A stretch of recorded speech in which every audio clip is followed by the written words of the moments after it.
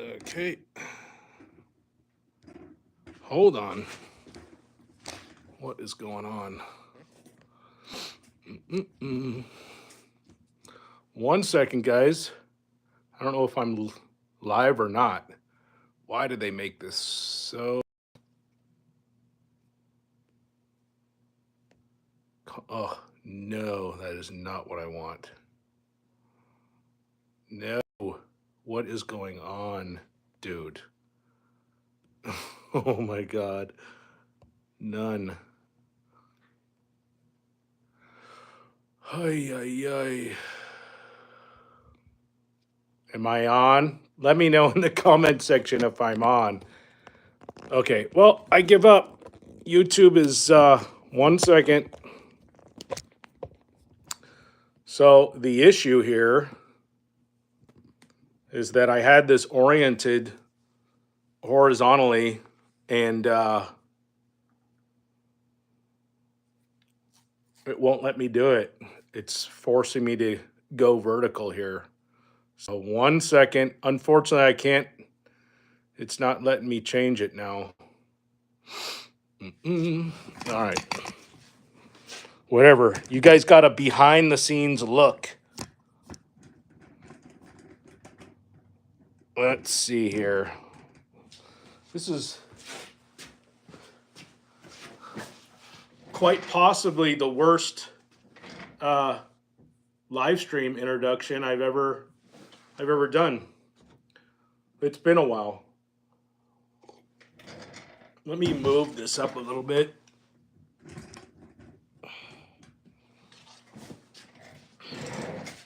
All right, so how's that for unrehearsed? At least you know you're getting the real deal. All right, let me get set up here. Yeah, sorry that happened. I was in the process of trying to rearrange it, the format, so it would go sideways. I mean, I hit the setting, but for some reason it just reversed right when I pushed go live. Sorry. 1 sec. I'm just pulling up the chat here so I can see what you guys are saying. As soon as I figure this out, open panel. And I don't know if I'm going to get good internet reception in here either. All right. Okay. Wow, we already got 32 people in the chat.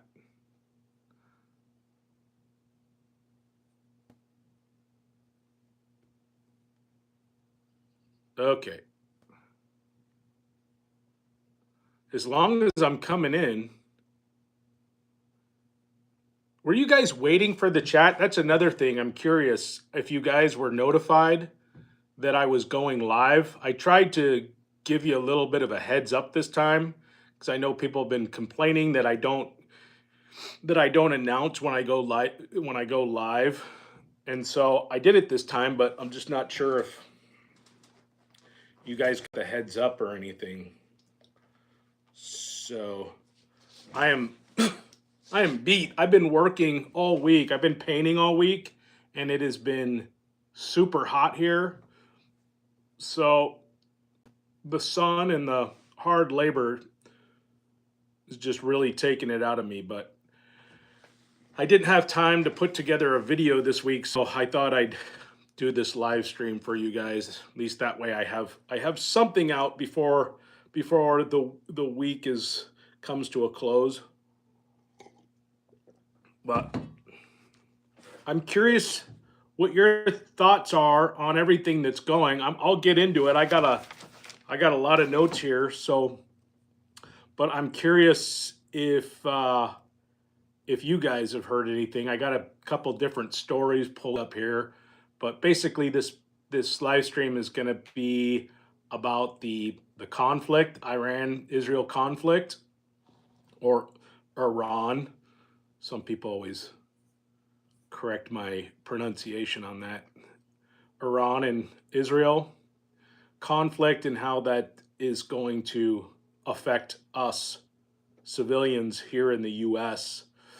Um, Really, the main thing is fuel. A lot of people are speculating that we are going to have some major fuel cost spikes because so much of our fuel, or the global's fuel, runs through the Strait of Hormuz there, and so you got conflict in there. It's just kind of a choke point. It's a really easy choke point, and an enormous amount of fuel that supplies the world would be cut off there. So you would really expect to see fuel prices go through the roof, which in turn would translate to almost everything going up in cost, and issues with the supply chain as well. So that's kind of the main thing that's on my radar, and I'm really kind of prepping around that, because I also think it's the most probable. So we're already at this point. I put a video out like 2 weeks ago about this exact same thing happening, uh, almost to a T. So I was speculating that we were going to go to war with Iran. Obviously, well, the U.S., we have been involved. U.S., supposedly there have been reports that we have been intersecting missiles headed towards Israel. So we're already involved in, at least to that point. Plus we're supplying the weapons as well, to Israel. So we're pretty much involved. The only thing really that needs to happen for us to get completely submerged into this thing, to where there are boots in the ground and you're deploying troops, is if one of our facilities somewhere in the Middle East gets attacked, which is, in my opinion, almost certain to happen. And once that happens, it's just going to be, we're going to be involved in this war. And then, depending on how big it gets, a lot of things will be affected. So crazy stuff going on, I know. And then there's the protests, although I don't know, those things, it's kind of been up and down. Supposedly this weekend, there's going to be a protest going on around the US, the No Kings protest. But from what I've heard, like the reports, it's been, they're not really anticipating anything huge from there. And I'm here in Idaho. We heard that there might be like a little protest in the city closest to us, but definitely not concerned about that. It'll be pretty small and pitiful. But yeah, my radar has kind of been on this Israel Iran thing for the most part. So supposedly, right when Israel, they saw gas prices spiked 11% immediately. I was pretty concerned, like when it happened last night when I got the news. I was thinking, gosh, do I need to go out and fuel up our vehicles and top off our gas tanks? But I didn't really see much impact on our fuel prices here. So we'll see what happens, but definitely not a bad idea to just fill up your gas canisters. Definitely make sure that all your vehicles are topped off with gas. And if you are storing that gas, just make sure that you got good fuel stabilizers in there.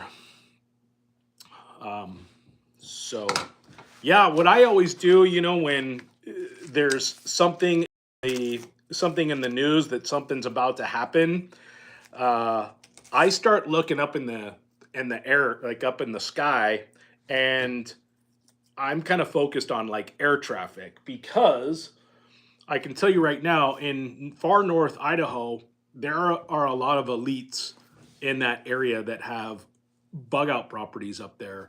And so it is one of the things that happens like clockwork. Every time there's instability in our country, you start to see like a lot of private planes start flying overhead. So I was listening, I could hear planes all day flying. There was a lot of small plane traffic going on today. So definitely, I think there's a lot of elites that are kind of worried that something might happen, that there might be some type of event here, um, that will justify us going in there. But definitely look out, for something happening. Something's going to happen that's going to drag us into this conflict majorly. That's my that's what I'm definitely expecting. So go ahead. I'm gonna try to catch up on your chats here. I'm really just looking at the chats, waiting for somebody to say the stream has stopped. Because my internet out here is, it's line of sight. So we have a like a dish up on our hill that points up to a mountaintop where there are signal towers, and that's how we get our internet connection. But if there's any trees in between our dish and that tower, anything that's disrupting that transmission, you'll see it. It translates onto the internet here. So you might see a little bit of delay or choppiness, but just let me know in the chat. I have a feeling it might be happening as I talk about it. The other thing that affects my internet connection out here is one of the downsides is when we get a lot of people. So definitely during the weekends, we have a lot of tourists that come in and they start using the internet. And once that happens, it just really starts crowding the airwaves and our internet reception gets really weak out here. So kind of some major things, like those are the two things that will affect it, is a lot of people using it at the same time, and then the trees, just like trees growing. And right now I actually have one huge tamarack that is like probably 8 or 9 inches from completely blotting out my internet connection. So I wouldn't be able to cut it down. It's just too big of a tree. But at some point I'm gonna have to deal with that. Right now, the what's the internet thing called? The tower, or his thing uh, that connects to the satellites. I always forget the name of that.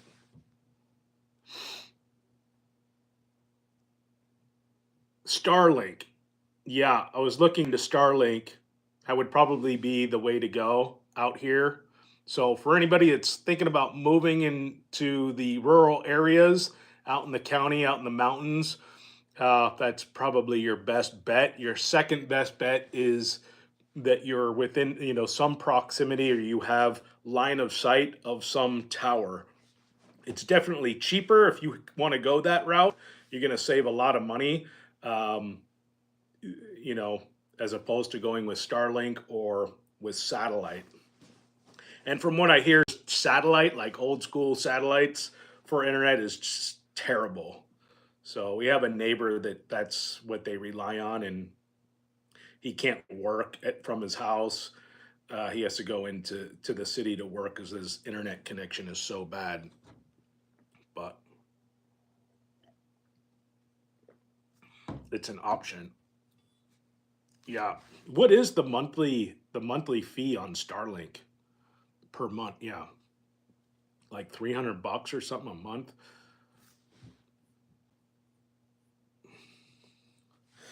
I don't know. But you notice too is like silver and gold prices have been rising. So that's always usually, a pretty strong sign of economic instability. Um, the other thing that people are speculating, that might be another false flag, is cyber attacks, cyber warfare. 165 a month. Yeah, 120. So yeah, I'm paying like 80, 85 or something for our internet. So that would be quite the increase. Yeah, I think I'd rather just cut the tree down at that point. Plus, there's like a setup fee for the Starlink, isn't it? There's you got to buy all the equipment. I heard that that's a little pricey. So, wow, NorCal Chris just sent me 9.99. Thanks, man. I appreciate it. Thank you for the greatest content. I have Starlink, used it for about 2 years. Legit. I pay currently 120 a monthly for basic home services. More than fast enough for a family. Well, that's good to know. Yeah, because if my family, my wife and I, we always talk about getting a piece of land, like something that's a little bit more rural. Even though we're pretty rural out here, but this area that we're in is just it's growing rapidly, and we get these developers that come in. There's public land all over the place that's just untouched. It's just been owned in families for generations, and I think what happens, we're kind of at this point where the the generations that own it, you have the baby boomers and such. They're getting old, and they're passing away, and they're starting to basically uh, pass on this property to their kids that probably live in some other state, and and the kids don't care. They just want the money from it, so they sell it, and it usually ends up getting sold to a developer. So what can you do? So we're kind of in that situation where a big chunk of land, like right up the road from us, just sold, and it sold to a guy I know who develops. Like that's what he does. He says he's not gonna develop, but I don't believe him. I think he's gonna develop it. When that happens, especially when you're out in these areas, it just affects everything. It's just more traffic coming in, more stress on the internet um, system, and then also more stress on the water because um, they're all they're all doing wells, and that's all tapping into the water. And we're pretty limited out here on water. It's one of our Achilles heels out here is just the water situation isn't good. So kind of the standard GPM, the average GPM for a well out here is about 5 to 6 gallons, which isn't very much. So yeah, so the more people that are coming out here and drilling wells, like the less water you're going to be, the higher the chances that well's going to run dry. So definitely one of the risks, something to think about if you're buying raw land, is just water. Be like my primary focus anytime you're going to buy. Just make sure that there's a lot of water underground and that it's not too deep. It's relatively accessible. You don't want to be spending a ton of money, drilling 500 feet down. I'd love to buy a boomer's land. Yeah. Yeah, I know so many of the Idahoans here, it's like one of the big gripes is they're just mad about all these Californians specifically moving here and buying up the land. It's like, well, somebody's selling it. It's not Californians selling it. So to me, that's like the bigger evil is selling the land, especially when you sell the land to a developer. It just seems so irresponsible as an Idahoan. But so I'll try to catch up here. So the names: Lynn Larson, Mike Flores, JC836, Michael T. Senior, Idler. I think I got that right. Troy Buchanan, Laura, Color Code Trauma, Brad Schaefer. I already say Michael T. I think I did. So, yeah, welcome, guys. Bob 942, Ryan Haggard. You bought case. Oh, you bought A and B case for those MREs. Yeah. What a deal. Is that still going on? I think that deal is still going on. That's a crazy deal. And here's what's really crazy is when I came across these MREs back here, I don't know if you can see it. What's the better backdrop here? When I came across those MREs, I mean, I was like, had to do a double. Like, I thought it was like a goof because that's actually happened where sometimes I'm shopping on Amazon and I'll come across something that just is like the deal is just too good to be true. And a couple times it has been where I actually, added it, bought the product. I think it was I found like a number 12 can of like Mountain House stew for $12, which is, crazy deal. And I bought it. And then I got like a notification, an email notification that the seller had like reneged on the deal and was like that he goofed on the price or something. But kind of surprised Amazon would let that happen. You know, once you state your number, it's like you state your number. But yeah, so the other interesting thing, I mean, the prices of MREs have come down a little bit, because I started shopping all the other MRE companies, all the companies that sell them, to see if their prices were coming down. Maybe something was happening, and they weren't really. I mean, they'd come down a little bit, but not like this manufacturer. And it's kind of a weird manufacturer. I looked them up, and it was just coming out of this big factory that sells a bunch of random stuff. So I don't know what the situation is there. The other weird thing is that when I bought these, I I bought them, and then like I don't know, a couple minutes later, I changed my mind. I can't remember why. Maybe I didn't have any money in my account or something, but I changed my mind and canceled the order. And then 2 weeks later, they showed up. So I don't know if it was a mistake or the company just gave them to me for free because I sold about $30,000 worth of MREs from that listing. So yeah, because I was trying to contact them to let them know, hey, in case you're wondering, who just sold you, who just made $30,000 worth of sales for you.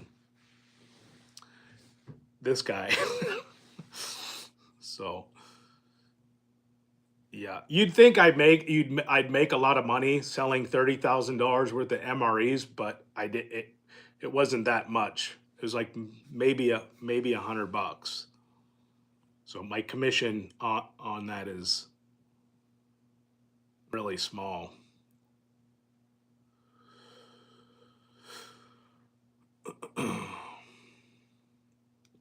But yeah, I mean, affiliate marketing is, a good gig. There's guys that's all they do is just affiliate marketing, and they make a lot of money. I'm not sure how they do it. I'm not sure how you would do affiliate marketing without influence, unless you're just buying space and advertising it that way. But there's people that make like millions of dollars a month doing affiliate marketing. I'm not even close to. Uh, I'm not even close to $1,000 a month on doing affiliate marketing. Sometimes I'm not even close to 100. But yeah, the YouTube thing is definitely. I'll tell you, for those of you who are thinking about doing it, it's a hard gig for sure. Trying to get to 100,000. I mean, at this point, it is still just a labor of love. You know, it is, for me, it's a good way to kind of subsidize my or supplement my income. But I definitely make more money painting houses. So I've been trying to focus on that. Um, but, I kind of have to keep this going too. And growing this in case I fall off a ladder or something, knock on wood, and then I'm just full-time Mr. YouTuber. But let's hope that doesn't happen.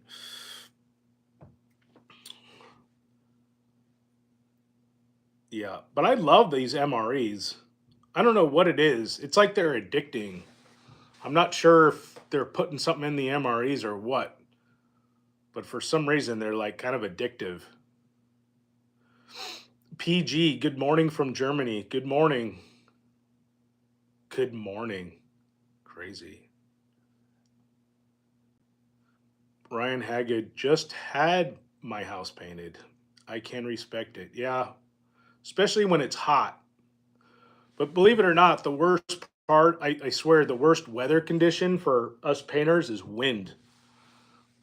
Well, when you're painting the outside of a house, but windy days are sometimes can just be a deal breaker. Because yesterday we had such weird weather patterns up here, and I'd say like 75% of the weather reports that we get here never come to fruition. They never materialize. So yesterday we got a weather report, and I showed up at the job like bright and early, and I get this weather alert that we have like storms coming in. It's like blue skies, like just a little bit of clouds, and and it was just one day. It was my last day. I was doing a deck, and I was just gonna, spray the stain on the deck and finish it and call it call it good. And I was like, I don't want to risk it. Plus, it was windy, so it never did rain. There was never a storm, but it was windy.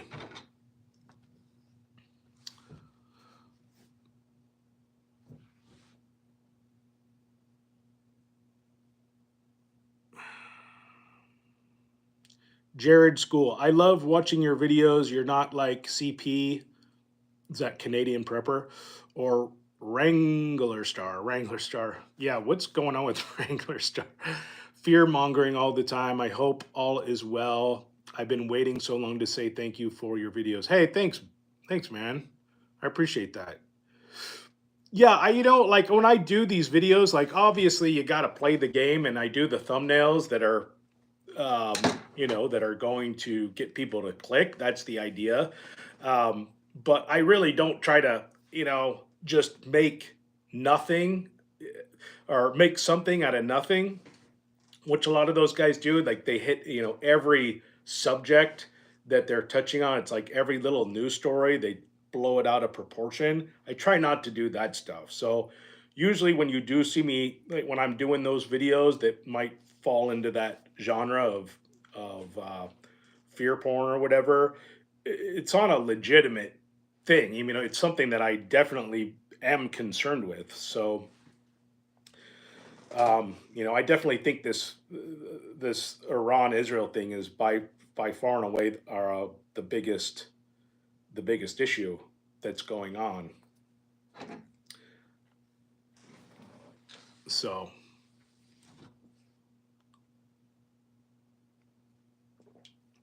and if it blows up out of control, I mean, we already got moved into DEFCON 4 yesterday, I think. So we were moved into DEFCON 4. So yeah, it's like a major threat. That attack yesterday changed changed everything. There's no going back. And Trump is like still talking about negotiations. It's like you can't negotiate anymore. I mean, it was like 300 um missile strikes, probably more than that. I mean, they killed scientists, and they were sending missiles into civilian territory. It's like it was a full blown attack. I mean, negotiations are over. So we'll see what happens. I know that Iran's already responded with major attacks. So I think this thing is just going to keep growing. It's going to get worse and worse. And, depending on how much it expands, it has a lot to do with what other major superpowers will get involved because Russia and China are allied with Iran. Um, not from like a military standpoint where they would get involved in their wars, but if it did get big enough, it's a possibility. So, and definitely, they will contribute. They'll supply Iran with weapons for sure, and tech as well. So, yeah, it's going to be ugly. And I knew this was going to happen because I read the clean break report, the clean break memo. If you guys don't know what that is, you should look it up. This is something that has been going on since 9/11. It's a report to destabilize that region in there. So I won't get too into it because it's a very controversial thing, but it's legit. So you guys can go look up the clean break report. But that is why we're in Iran, because Iran is the last country that was on that list.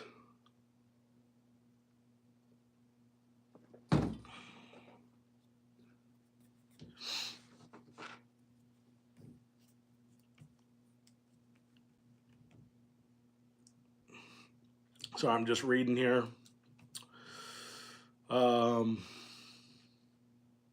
Amandi's Secret Garden, bear lost a pregnancy, a new baby. What? After the newest one, but he says he doesn't want condolences. Bear? Are you talking about? Maybe I missed part of that post.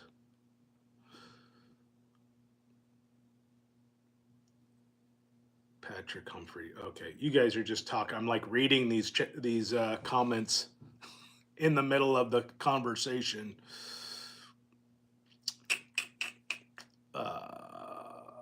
Iran had biochem, I believe. My fear is a Hail Mary if they go out. Yeah, so that's the other thing. The things that you want to prepare for when you have the potential of a wide scale war breaking out is you want to start stockpiling.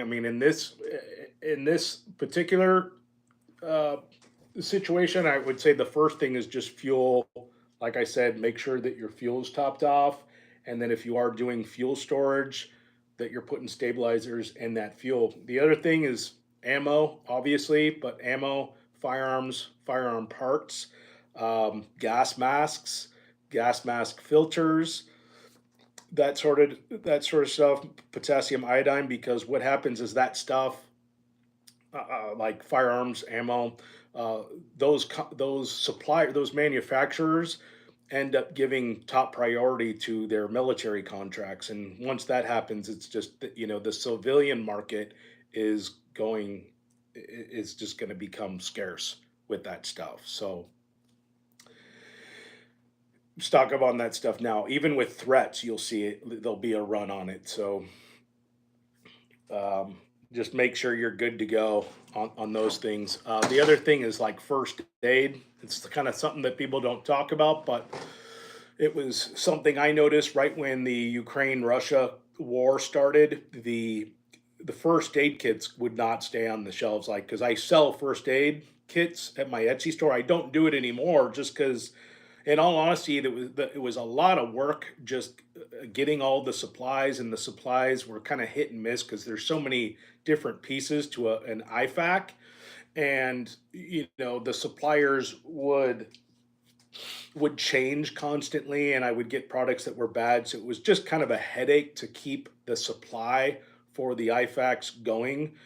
But when I was doing the IFACs, I was just selling out left and right. And I actually had people from Iran, from Ukraine approaching me, the people that were over there, or people that were actually here, but they were supplying the soldiers there, and they were contacting me to see if they could get large orders, just and completely cleaning me out of my inventory. So, I've mentioned that before. For those of you who want to interested in that market, and I'm not saying you're going to get rich doing it, but first aid kits do well. They sell well. But you got to go online. You obviously have to know what to buy, the basic things like the tourniquets, the compression bandages, the trauma shears, and then the pack itself. I always throw like a glow stick, some gauze, some like hemostatic gauze, things like that. But keep it real simple. Don't get crazy. Don't be putting band-aids and tweezers or anything like that in there. Just real simple tourniquet, compression bandage, some hemostatic gauze, some trauma shears, and maybe a glow stick, and just call it good.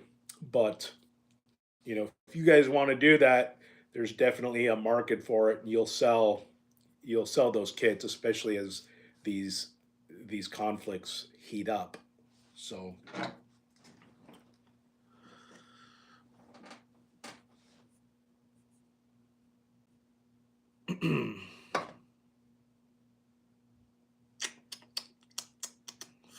just reading here. Okay, not really involved,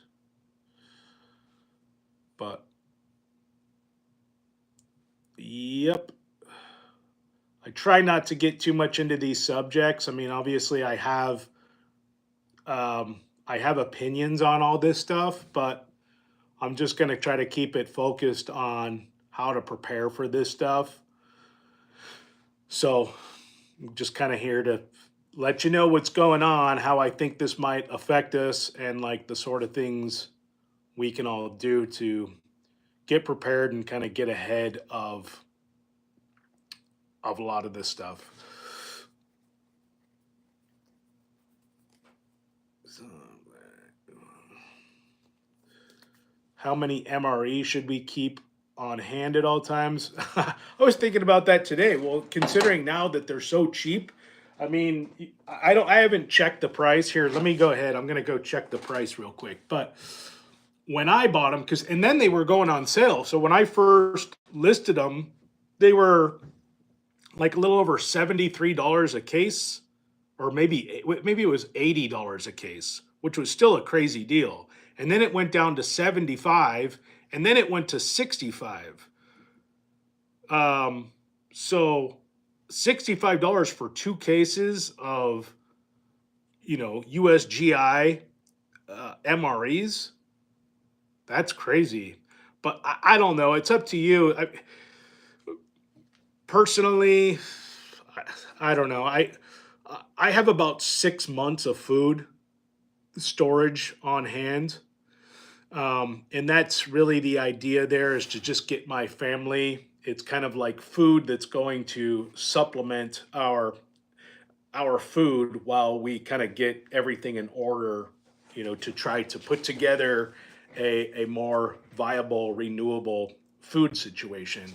But something to think about, definitely. I mean, with your food supply, is if anything major were to happen, and I don't think that like the food is just going to like dry up and there's not going to be any food. I think worst case scenario, it's going to become, it's just going to become kind of scarce. It might get expensive, but there's still going to be food to be had.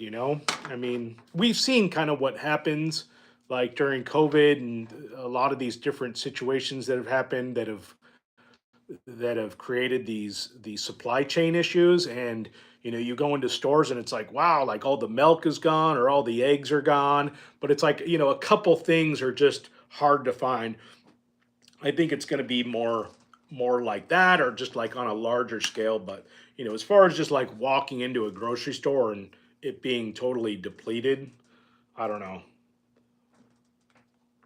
I don't think that would happen unless you're in like some inner city and there's riots and people are just going in and looting the stores. But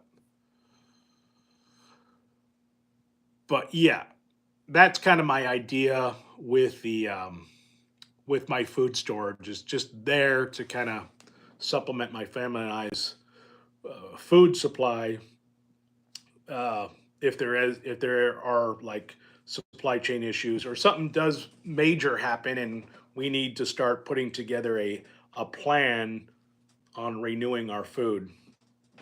But it's just one of those things you got to think about when you create your food storage is that as soon as SHTF happens and let's say that there are major disruptions to the supply chain with food, your food supply is on a ticking clock, right? So however much you have is however much you have. And in that time, you should be taking advantage of that time where you're eating that food on how you're going to renew it. So hopefully you guys have already started thinking ahead in that area. But you know, I know here for sure it's like there was like a point where you could kind of rely on hunting during the year to supplement your food supply. You get a couple elk and that will fill up all your freezers and your family could feed off that all winter long. But there's so many people coming in. There's so many people hunting the land now. It's pushing a lot of the elk and deer out, so it's becoming a lot more difficult to get an elk and a deer. So something to think about. But that's one thing I've kind of been thinking about is just actually getting another freezer because I really like to have more like fresh food, or fresh. When I say fresh, I mean like frozen, something that's not in a box or freeze dried. Because the idea of eating freeze dried food for very long, it does not definitely doesn't give me the fizz, as Wrangler Star says. Uh, do I have a good recommendation on a good gas mask? Says NorCal Chris. Yeah, the Mira safety masks are good. So if you're looking for a high quality, relatively affordable mask, they're good, and that's what they specialize in. So you get yourself a mask like this one here, and this one is kind of you get a full view. I forget what they call that, but you get full vision here as opposed to, sometimes they have the mask where it's just two circles for your eyes and it just really hinders your line of sight, your ability to see. So having a mask like this that has kind of a full face piece for, to see is good. And you can also still sight sight down a rifle with that mask on. It's a little tricky, but it can be done. And then you get yourself some NBC, was it? Yeah, NBC 77 filters. And these are good. Not only a lot of people just think of when they think of gas mask, they think of a nuclear bomb or something going off, but the gas mask can be used for everything. I mean, for tear gas. So if there's a riot in your area and there's tear gas everywhere, you can put on that mask. It will protect you from tear gas.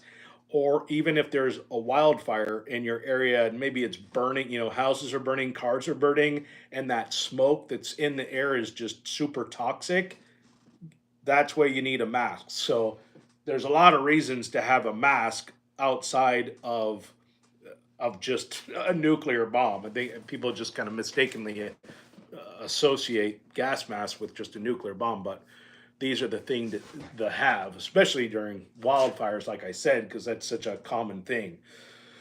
The other thing I was looking at, I was researching it, and I never got like a definitive answer on if this would be of benefit during a wildfire, but that is, one second, these boost oxygen tanks. So I actually bought a couple of these. I was at Big Five Sporting Goods, and these things were on sale for like $2. So it's just like under $3 a piece. So I had never tried them before, but basically they have, it's not like medical grade oxygen. So I think a lot of people just think like you can breathe this and you'll get super focused, but no, it's not medical grade oxygen. So it can't be recommended as like treatment. This isn't like something that you'd want to use, if you you had been exposed to smoke and you were trying to get oxygen. But I could definitely see, just having something like this and breathing this in if you were going through a fire, you're trying to get out of a fire zone, there was a lot of smoke in the air. I mean, I don't see why not. But like again, I researched it. I never really got like a definitive answer on if having this would be a viable solution to that. So I guess they just have to kind of be careful how they market these things. But um, yeah, and I don't know how long one of these things will go, but I've kind of been using it off and on, but it just kind of just like air. It says 95% pure oxygen. And I guess like medical grade oxygen is like 99%. So, yeah. But something to think about. They're cheap. So, couldn't hurt. They do it in their ads. They do have like firemen breathing these. So, let's see here.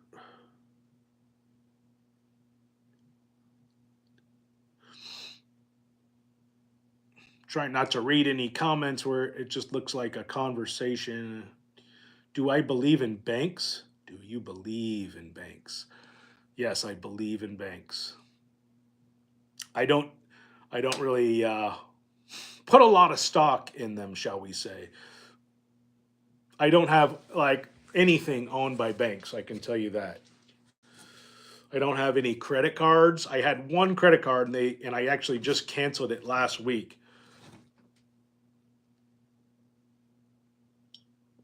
Um, but yeah, no, I don't. I learned my lesson with banks. So stay away from them if you can, especially when it comes to your shelter. The last thing you want is, yeah, have somebody, a banker, to be in charge of your shelter. But yeah, my house doesn't belong to a bank. My vehicles don't belong to banks.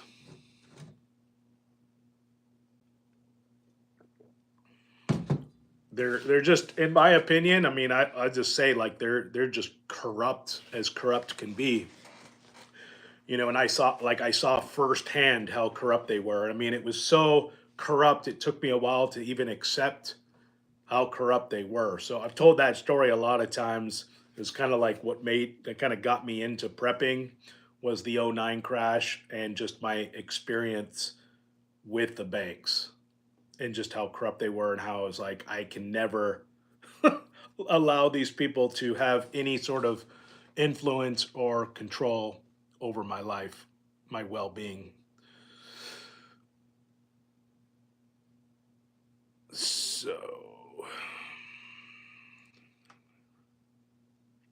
NorCal, Chris, thank you, sir. Wildlife is definitely my first concern here in Northern California. Yeah, same here.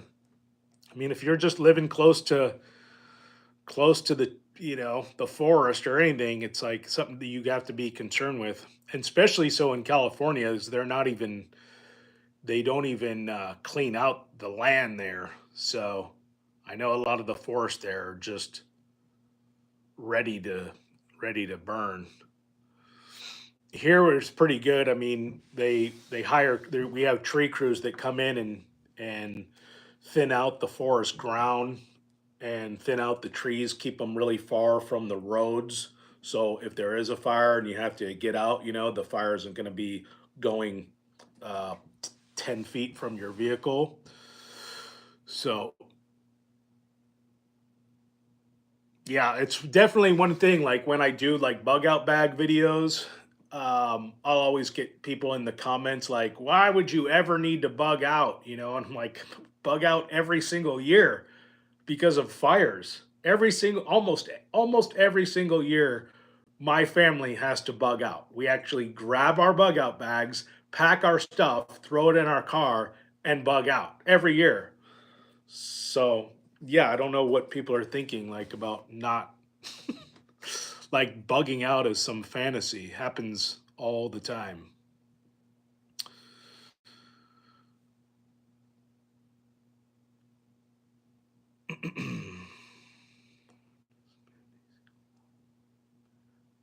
Yeah, but you guys seeing those protests? You guys in California? I have a lot of family in California. They haven't really seen anything. I guess most of the protests are just in Southern California and LA, in the city there. But yeah, I wouldn't want to be there. My eyes bug out when I see my grocery bill, says Troy Buchanan, Trek of the Prepper. Yeah, seriously. Every time I'm at Costco, I'm like, what the hell? I was at Costco the other day. It was like $350, and my cart was like half full, like not even half full. That's insane.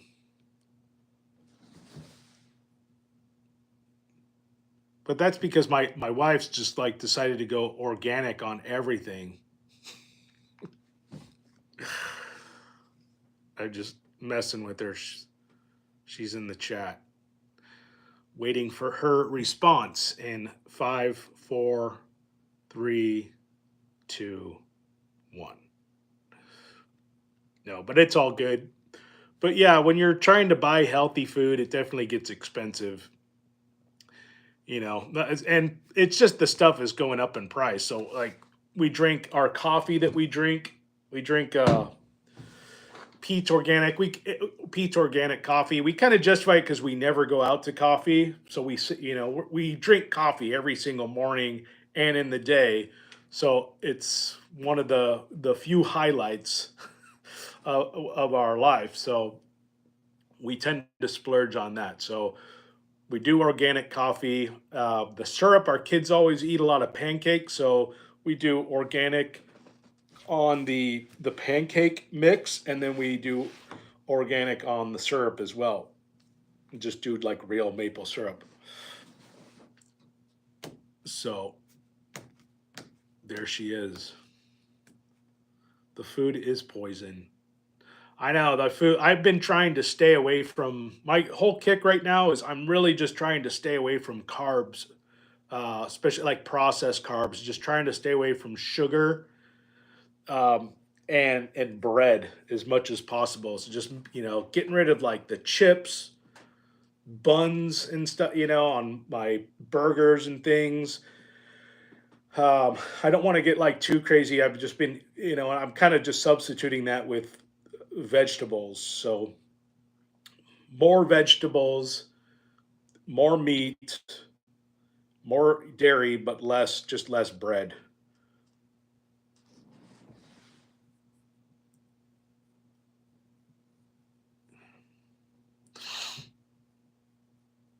But yeah, especially, my older age, it just I'm starting to feel the effects of certain things. I'm getting a lot like much more hypersensitive to stuff. So if I eat, refined sugar, like if I drink like a Coke or something, or I eat some Halloween candy, like a Twix bar or something, or M&Ms, it's my joints will just start to tighten up, and I'll get really sore. So that's probably like the worst is just that refined anything that's like refined sugar is terrible for me. But that's like one of the first things that happened. So I'm like down to 175. My weight fluctuates. I go from 175 to 180. And that's where I've been like my whole life. I was 175 in high school. But I have gotten some, I've gotten bad. I've gotten up to like 200 pounds. I was like a blimp. But it's the people in the comment section of my video that, kind of kept me in line. You read enough comments about how fat you are, and that'll get you into the gym quickly.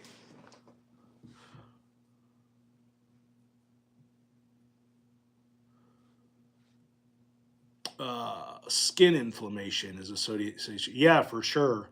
Like I'll get bloated, like my face swells up, and yeah, it's not good. You get candida. I've talked about that too. Is I went through a period of my life where I was eating a lot of carbs. It was a really bad diet in my 30s. I was just working full time and I was just stressed out. My life was financially was falling apart. Um, and I just didn't have time to eat, so I what I was living off of, I'd get like a Costco size box of Cheez-Its and like a case of Diet Pepsi. And that's what I was living off of for like years, essentially. And eventually I developed ulcerative colitis, and then I went through like 7 years of that where I,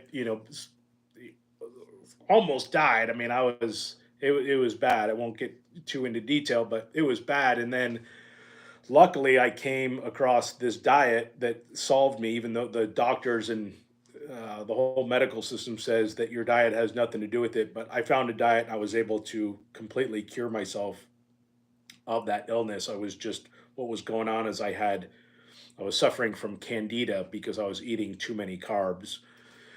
And so yeah, basically got rid of the carbs and then got my gut flora back into a healthy balance and kind of cured myself. So that was all, and that all happened at the same time I was just getting into preparedness. So, got all my stuff paid off, fixed my illness through the food. So yeah, I became very cynical. I was very cynical and very grateful at that time, that period of my life. NorCal Chris, this weekend a bunch of protests are scheduled for the Calaveras.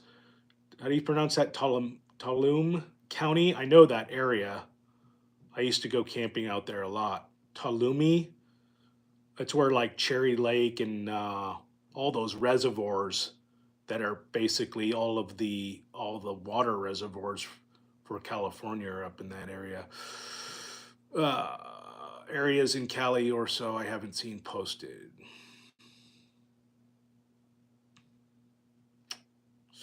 Lynn says women will also have fertility issues with excess sugar and carbs. Didn't know that. Makes sense though. I think there's just it's like something that's going on with with the this food these food products today because it wasn't always like this. I don't think Cheez-Its used to be could like kill you. I'm pretty sure that Cheez-Its when they first came out were not poisonous. So they started doing something definitely to the food that completely changed the way our bodies metabolize it and digest it for sure.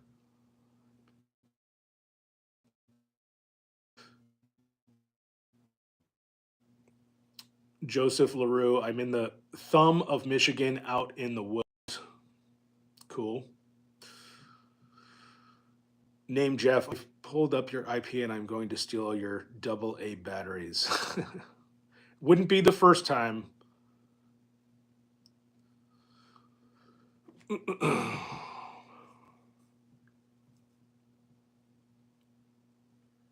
Americans look limpier.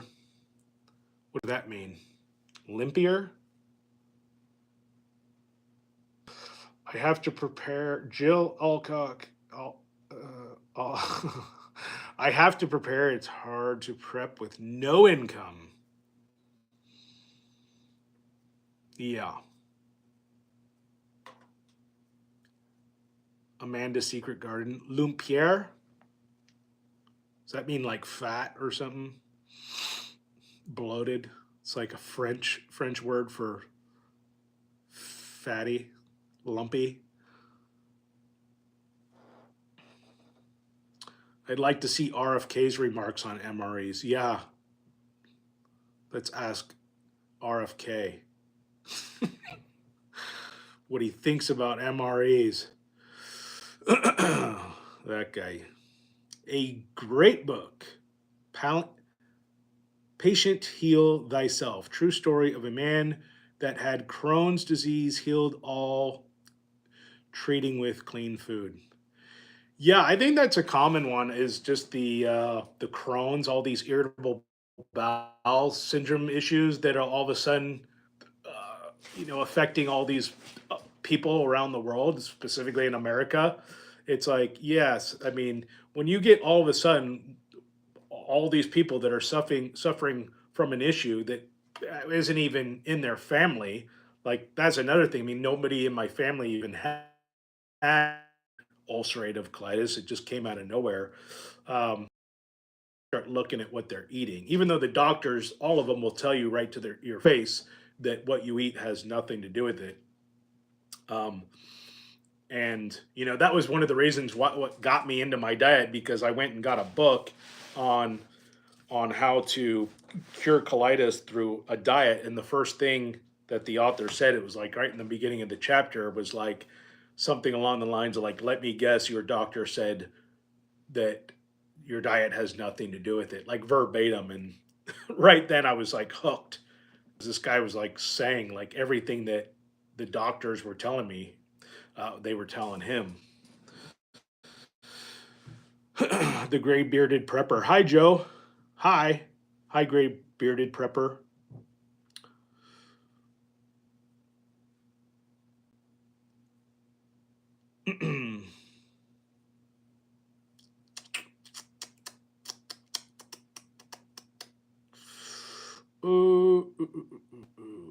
So, yeah, let's see my notes here. Um,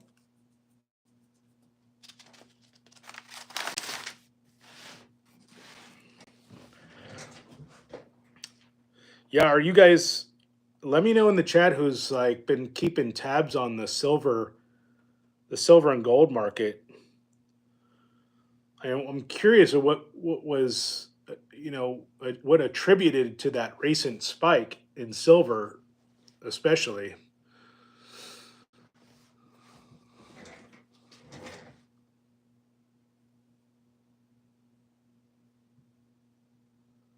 Um, yep, it's me with the wood gun safe. I know wood gun safes, they're outdated. You think I would have my guns in a metal safe?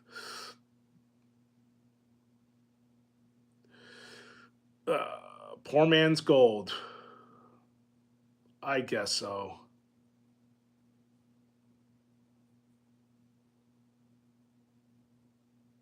Who can afford it? Well, I don't know. Imagine if Bitcoin all of a sudden was $36. You woke up tomorrow. Bitcoin, I mean, it's all about perspective.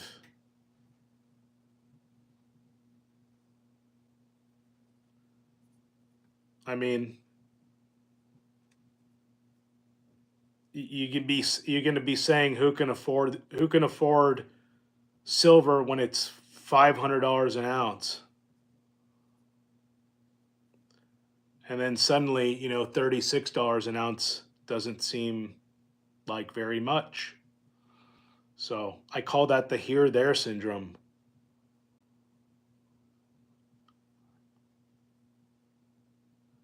But yeah.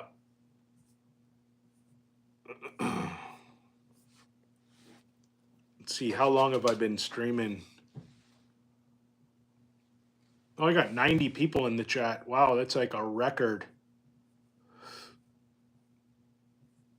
I feel like I'm probably achieving my audience by default. Probably not a lot of preppers live streaming at 10 o'clock at night. So we gotta capitalize on all you night owl preppers.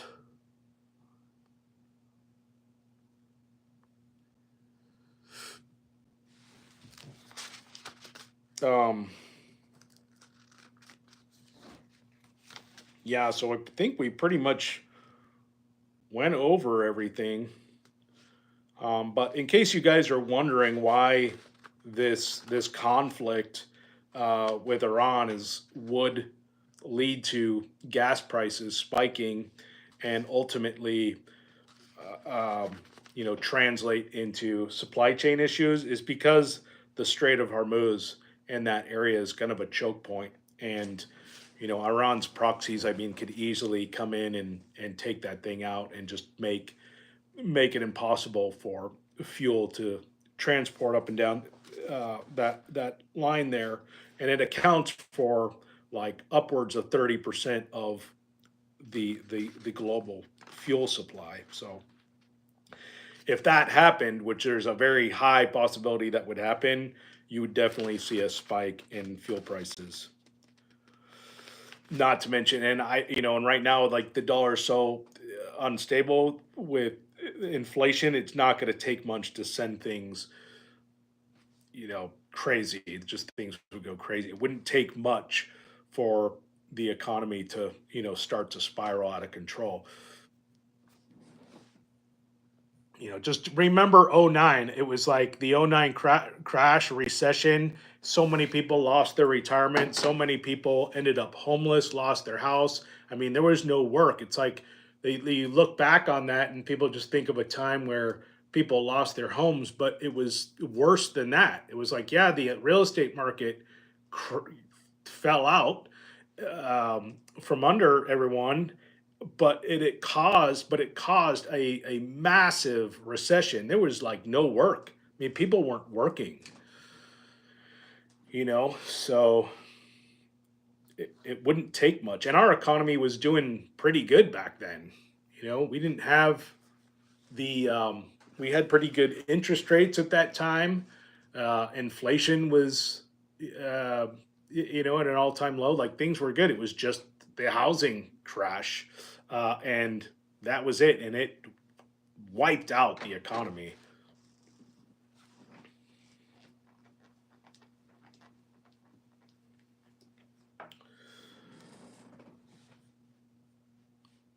Yeah. Civil defense prepping. Lost my home in 2009. I lost my home in 2009. So that was my wake up call.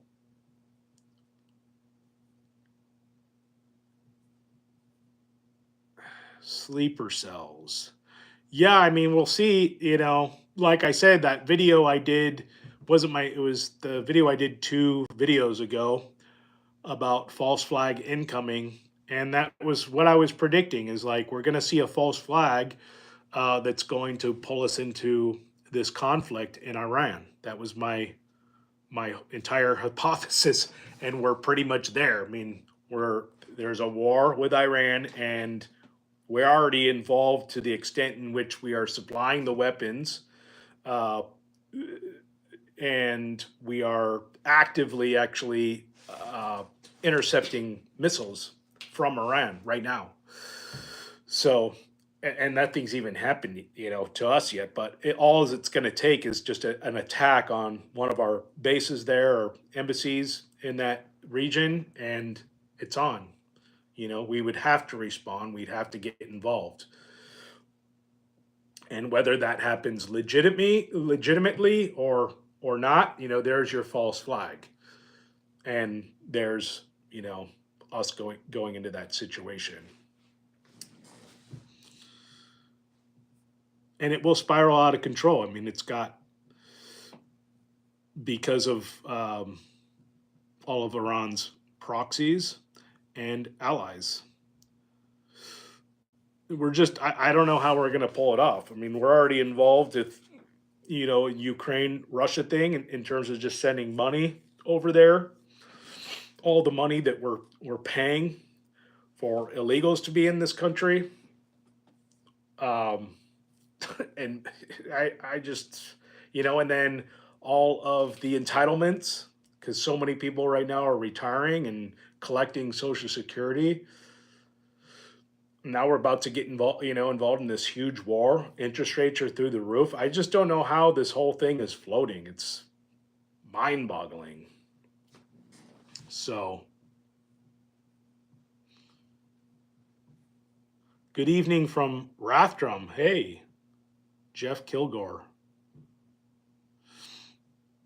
Rathdrum's good. We were just actually up in the family and I were camping in Farragut Park, which is beautiful park. If you guys ever come up to North Idaho, you should visit Farragut Park if you ever want to go camping. It's like that place is amazing. They're strict. The camping, if you're from out of state, they really charge you a lot of money to camp there. But you just spend the day out there. It's really cool. I ended up ripping the door off of my camper, ruined it. I don't know, I spent all this time restoring my pop-up camper. I put a new refrigerator in there. I fiberglassed this lid. I redid a bunch of the plumbing. I redid the electrical. I redid the gas lines, and then sanded it all down, painted it, put new decals on. I mean, the thing was like tip top. I was like ready to sell it. I was going to like, we'll do this camping trip and then I'll come back and sell it. And what ended up happening is we're in these campgrounds, and it's like the campgrounds just stupid. They put these big boulders along the where you park really tight, so you just barely, can fit your trailer or your car into this parking spot without hitting the boulder. And so I was like, because there's no hookups, I was like, well, I think what I'll do is I'll get to the campsite, I'll pop up the camper, get in, grab the hose, and then bring it down, and then I'll head over to the nozzle, and then fill up my holding tank with water. That was the plan. And I was thinking the whole time, like, I don't know if I really need to do this. This is kind of cushy. Like, we got enough water. We're only going to be there for a night. And so I was like, I'm just going to do it. And just wasn't thinking. I got everything put up except for the door, because the door folds down, it turns into the step. And I pulled out, and the door just hit the rock and it just ripped the door. And I ended up just completely almost cutting my finger off trying to get the door back, bent back so I could kind of utilize it as a step and put it back. And it was a mess. That's how I started off that camping trip. It sucked. So now I'm in the market for a door, unless I can figure out a way to fix this one, but it's in bad shape. Gloves. Yeah, I was being so, you get into that mood where something bad happens and it's just a nightmare. Everybody's looking at you because they're just thinking you're drunk or something. And you're like, look at this idiot. So yeah, I panicked and went to pull the door, and it was actually my ring finger. I don't know what happened, if something caught my ring and my ring just took off the big old chunk of flesh there.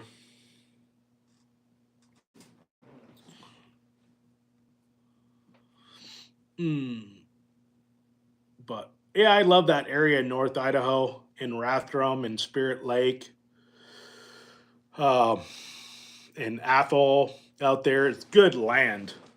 It's like really good land. I usually kind of recommend, like, people that are here that are looking for places. Like if I was to move, it would probably be up there, just because the water is really good. I like the way it's laid out. The land is laid out. I definitely be on the east side of the highway, probably out that way more. But Kootenai County in general is just, it's so big, it's so vast. So I've looked at a lot of areas like in the southeastern corner of Kootenai County.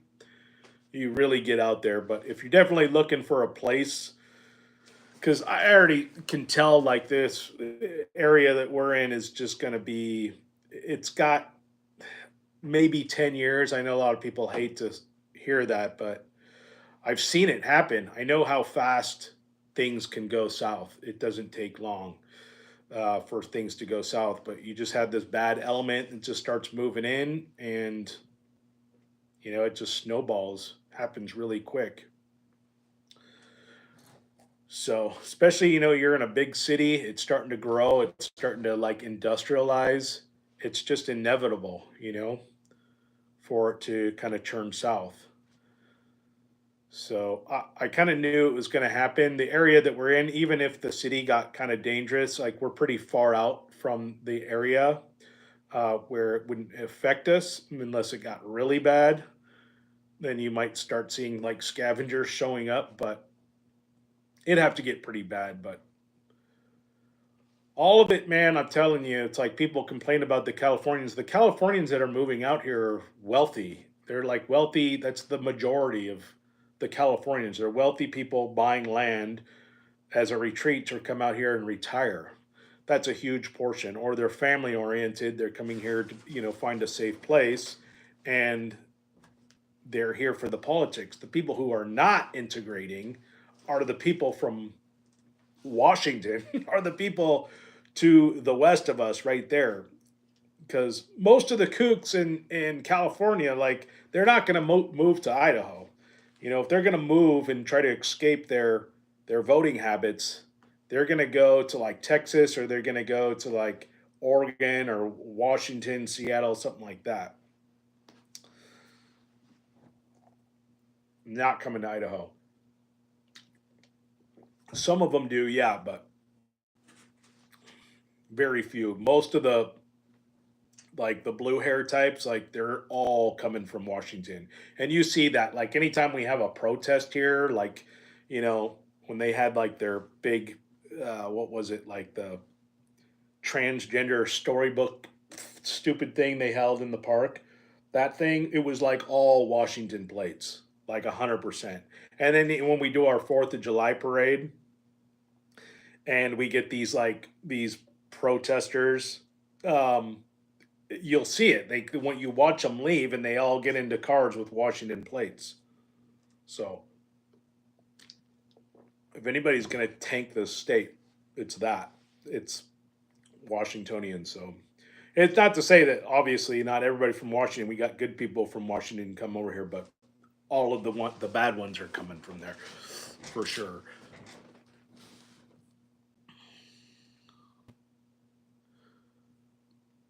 Probably get a lot of grief from saying that.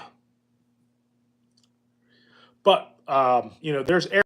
It's like if you're really looking for an area that you don't have to worry about for a long time. If you're in the real estate market, you're like, I want to go find somewhere where I can go, and I'm going to be safe, and I don't have to worry about it, you know, turning into some cesspool. It's all about geography. So what you want to look for is a region that is just very rocky and a lot of rivers, just mountainous terrain. Those type of regions are not ever going to become industrialized, and because that's kind of what has to happen for sure. What has to be there for that to happen is you got to have flat land. You got to have the ability, for somebody, an investor or developer, to come in and industrialize the area, and they're looking for just flat, cheap farmland um, to do that. So if you're in an area where there's not a lot of flat land, probably don't have anything to worry about.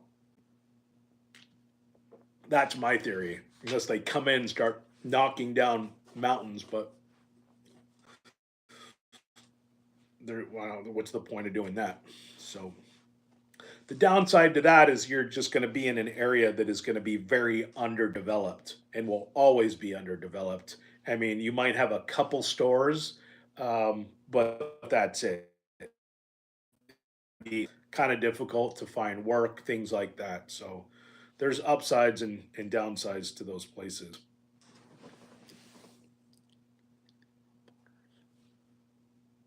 Yeah, sounds like anything from Bonner's south. What? The industrialization or the rural area?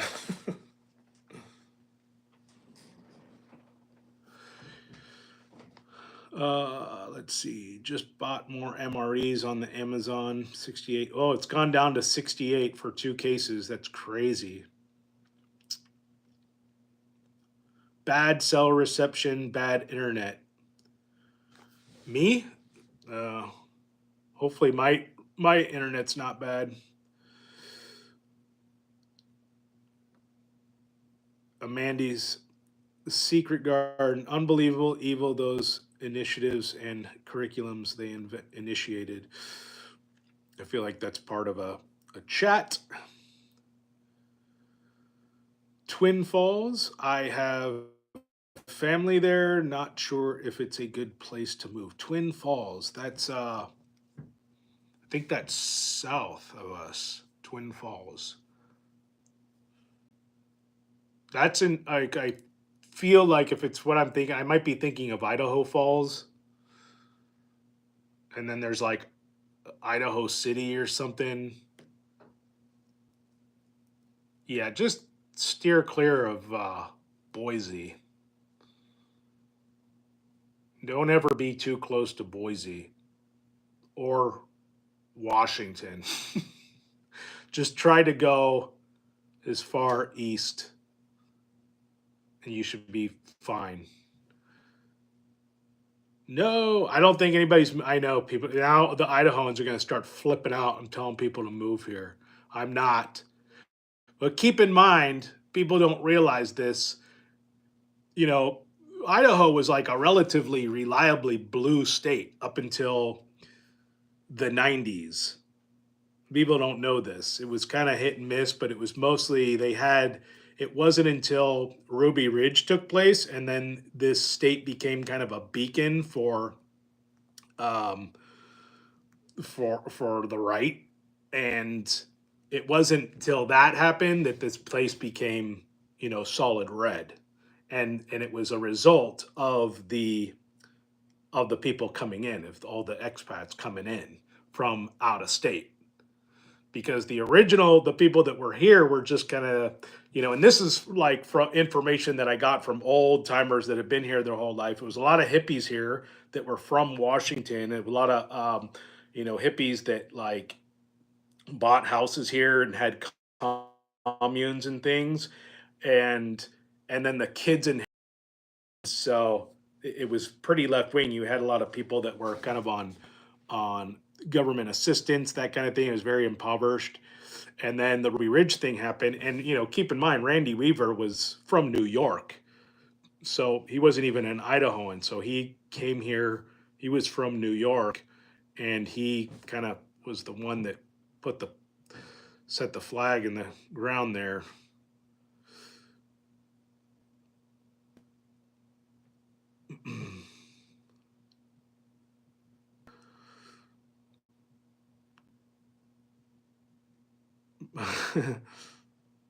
Is it Marcia or Marcia?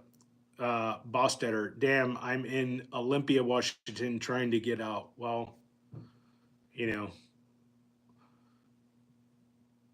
I think everybody is kind of the same sentiment where it's like, you're just kind of, when in Rome, you're coming here to integrate and be part of the culture. It's fine. I mean, it's not like Idaho isn't running out of room. There's certain areas where Idaho's run out of room, but I mean, obviously, like Coeur d'Alene is getting crazy.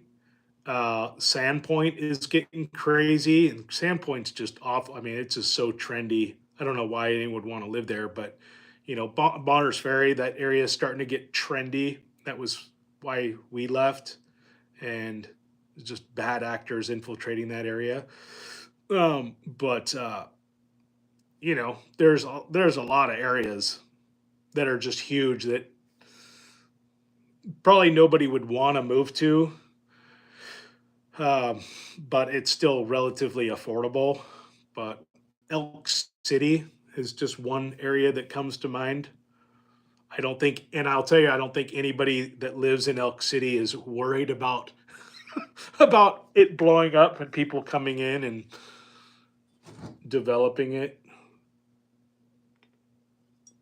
They probably love it when tourists show up.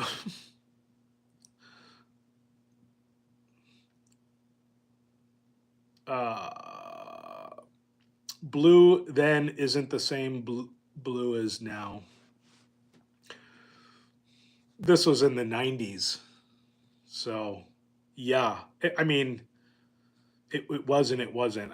I know what you're saying, but it was, well, I'm not going to get into it.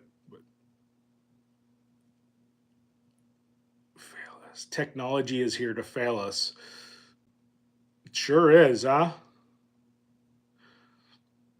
Isn't that like what Ted Kaczynski's whole thing was? Like that's why he went off was because of AI. He was anticipating AI and the creators of it, and knowing that they were about to basically create this monster that was going to destroy the world.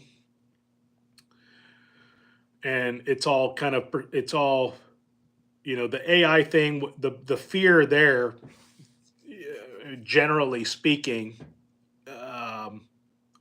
what people fear AI is going to do and how it will become evil, get bad, is that as soon as it learns how to deceive the deceive us and deceive its what do you call it? Its creators, its programmers. It's all downhill from there. And the thing is they won't know. There'll be no way to know when it has realized to deceive. That's the thing.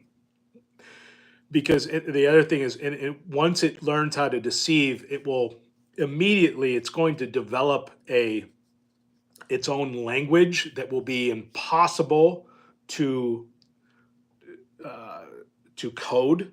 It'll be a language that just will be impossible for anybody to. What do you call that when you analyze a language? Somebody in the chat.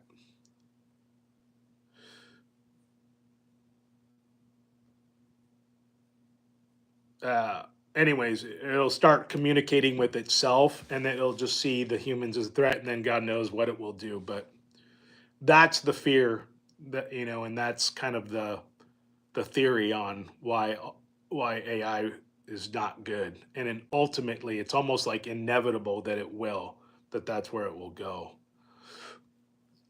Linguist, no, that's not what I was thinking, but close. Anyways, doesn't matter. So yeah, it's pretty scary stuff. It's interesting though, because I think it's almost like I feel like that the AI thing, it's almost starting to kind of like sizzle out or fizzle out in a way. I mean, I've used it and it was pretty impressive for like the first couple of weeks. It was like really interesting that you could just give this thing an idea and it would come up with stuff for you. But I don't know, it wasn't, at the end of the day, you could still tell that it was just computer generated. And I don't know. I'm curious what you guys think about it, but it was kind of fun to decipher. There you go. But it was kind of fun to play with it in the beginning. I was actually using it a lot to create logos for my painting company because I'm in the process of rebranding. So it helped me out with that, a little bit. Although the thing with AI too is that it never does things perfectly.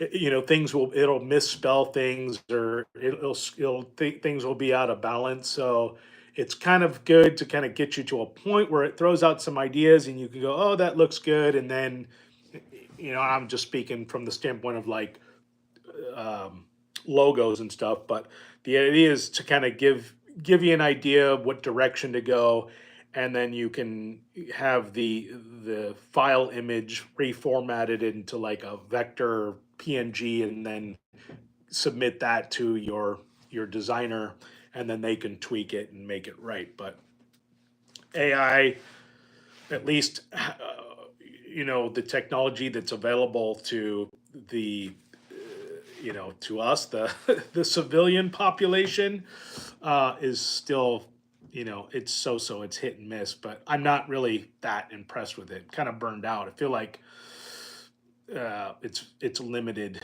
at least what we have access to. I'm sure like the AI that the powers that be have at their disposal is much more advanced and powerful than what we're getting.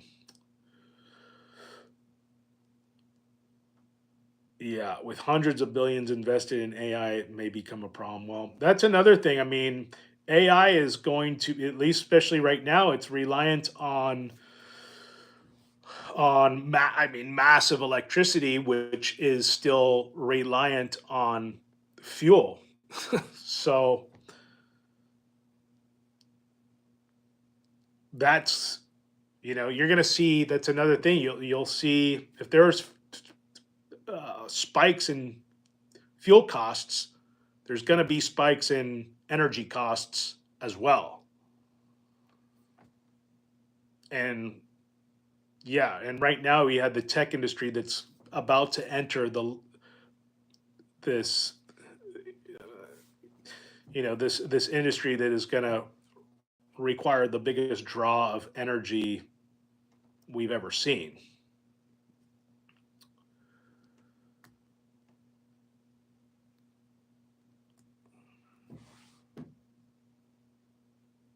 Yeah.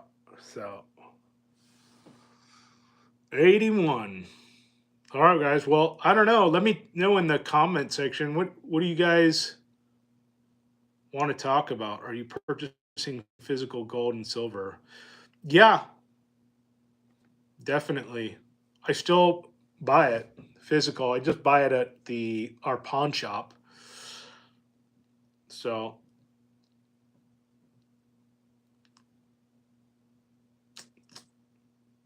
I have a family member that has an absurd amount of of silver. That's all I'll say. And a just absurd amount. So it's cool because every our kids, every Christmas and every birthday, you can bet everybody's getting silver coins from this family member. So they love gifting it.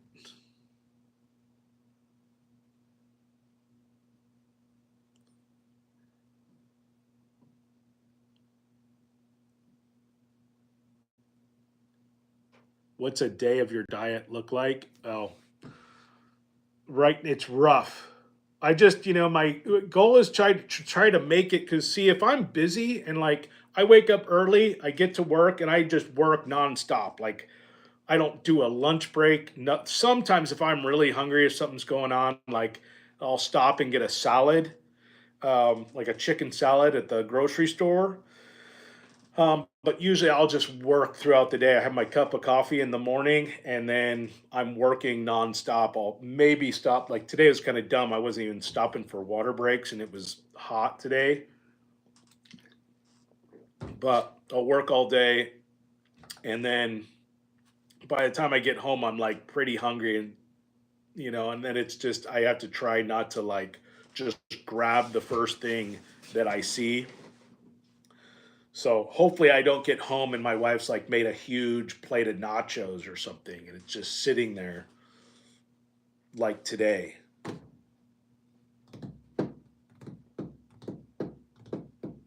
Or like a big plate of cookies or something.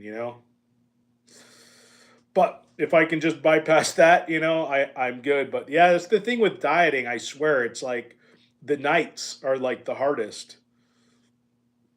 I don't know, and I'll start to crave sugar. So, but yeah, as soon as I relax and rest, it's like all of a sudden my appetite just starts taking over. And I don't know what it is. Like sometimes I've had these like carb cravings that are so intense that I almost like wonder if it's like it's like parasitical or something. Because I've seen information on that, like that parasites, that having candida like issues, people eat a lot of carbs. It's kind of a breeding ground for parasites. And if you know anything about parasites, they're active at night. So experiencing, if you're ever experiencing weird things like symptoms at night, or it's like all of a sudden at night the thing starts to happen, there's a good chance it's parasitical. So you might want to look into doing a parasite cleanse. I'm not giving medical advice though. So don't sue me for my for my Amazon affiliate money.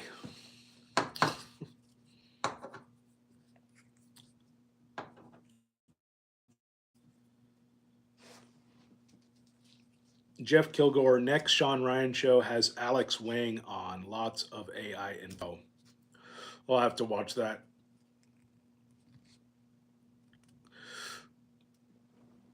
Patina DeVille Designs, do you follow Ben over at Suspicious Observers? Nope. I don't know who that is. Oh, Bozic? Hi. Hello. Alex Wang video is out already. Crazy stuff we're talking about. Is it crazy? Feel like I'm really holding back here. Adam Funk, I'm trying to get a GA home. From New Mexico, but these riots are all along the way. I have to hold out until Monday. Wow. That's crazy. Yeah, I was thinking of doing a video on that, but I feel like I don't know, I know I've done at least one video on kind of how to deal with riots, but I don't know if it's too soon to revisit it, even though we are having riots going on. But if I was in like a city, close to a city, I mean, that would be my concern, because that actually did happen to me once when I was living in California. I had to actually do a job in San Francisco, and these protests started, and I was stuck. I mean, the roads just got closed off. I was stuck in the city for hours, couldn't move. And and this was before like the protests were going violent, and that we were having the crazy BLM riots and stuff. This is kind of before that. So, but yeah, I don't know what I do. That would be my biggest fear if I was doing a job and somewhere between my job and my house was kind of a hotbed for protests and riots to break out. Like, what do you do? You have a map, you try to know your exit points, how to get out, but chances are those areas are going to get clogged and you're going to be stuck. Uh, and then God forbid, like that happens, people start coming in, they're violent, you got to bail out on foot. So that means you're going to need some basic things. So one of the things I'm going to actually be integrating into my Get Home system, and it's coming to me now, is I got some new body armor products. So Premier Body Armor, I've been working with them. They're like like one of the most awesome companies I've worked with, and I've worked with a lot of different companies.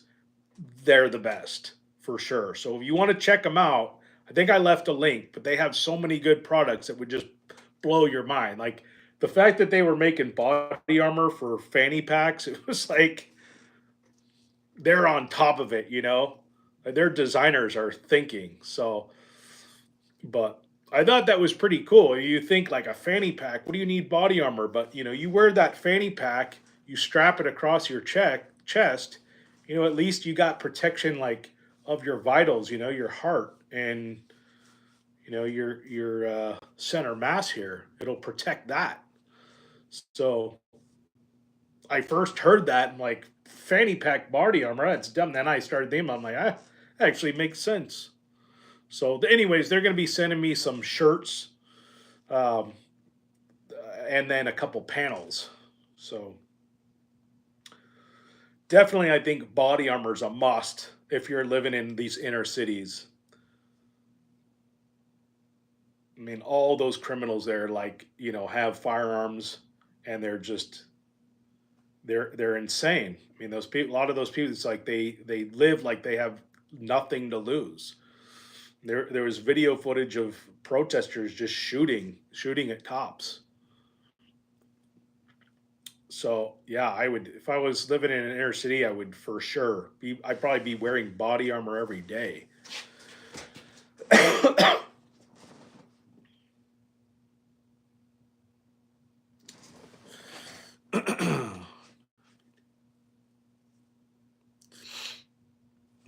Try to catch up on these comments here.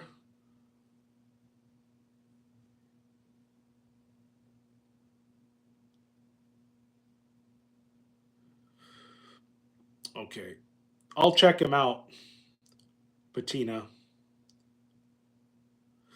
Uh, have you heard of this theory of shedding of the mRNA vaccine? Yeah, it's real for sure. I could tell you stories, but that like I've seen it firsthand, and it's like women that are mostly susceptible to it. But I won't share what I know. But it's a definitely a real thing. And it was one of the main things that we were most concerned with when the COVID thing was happening and everybody was getting vaxxed was the shedding, my family and I, because we were just like, because at that time, it like people didn't know and there were just like rumors that it would shed. And so we just didn't want to take any chances. Plus, we had like a new, you know, we had two little kids and a newborn uh, when the COVID thing was happening. So we weren't taking any chances. We weren't getting near anyone who was jabbed. I guess we can say that stuff now. I don't know. A lot of stuff they say you can't say on YouTube, I've said, and I've gotten away with it so far. Maybe I'm not popular enough to get banned yet. I'm not a viable enough threat. But yeah, crazy days. People forget, you know, one of the things that people really forget is remember there was a thumbs down vote. You could downvote videos, and they got rid of that. They got rid of it. It was right when Biden was getting elected. A lot of people think that that's what it was. Like it was when Biden was running, and they got rid of the downvote because there were so many downvotes. Because people started to see it, and it was when they were. It was also when they were um, coming out with the vaccine. They were rolling it out and advertising it. And the advertising, the ad campaigns, like anybody that was promoting it, you go, it was just overwhelmingly, you know, thumbs down vote. And same with like Biden running. And so they're like, we can't have this. Like it's too obvious, you know, that you know we're not winning here. And so yeah, they had to get rid of that.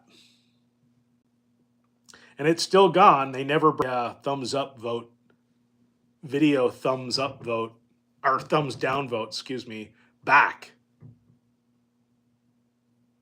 which I guess is good. It must have been tough to be a content creator, a YouTuber back in those days, seeing a video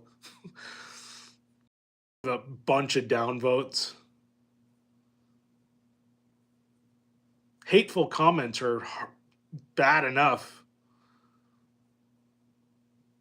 It would suck to see a bunch of downvotes.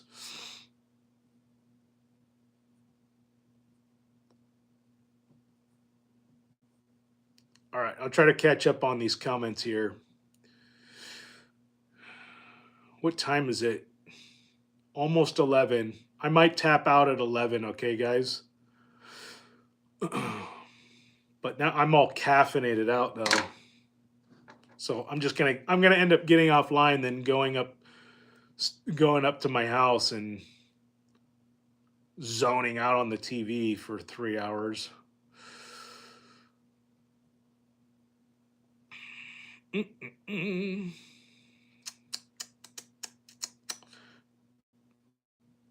Addicted to tools. Jeff Palmetto has 9mm. Jeff Palmetto. You mean Palmetto Arm? I've never heard of that. You mean Palmetto Armory? Has 9mm, 1099 for 50 count, 9mm, and 500 5.56 Winchester for $200. Gosh, is that what it's going for? 500 rounds of 5.56. Now that's a good deal. It's been so long since I bought 5.56. Yeah, that sounds pretty good.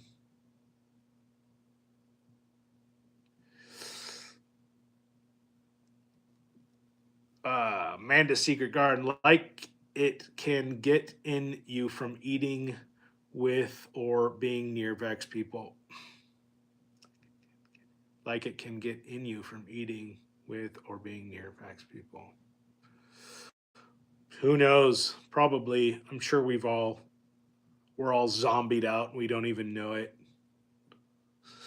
Wasn't that like a part in like The Walking Dead where at some point they realized that like you didn't even have to get bit to become a zombie, that like the virus had like gone airborne and everybody was a zombie. They were realizing that they were all zombies, but like the people who got it from like the airborne, they just didn't become zombie, but it was like in their blood, and maybe it was like a slower release or something. But I'm sure that show was,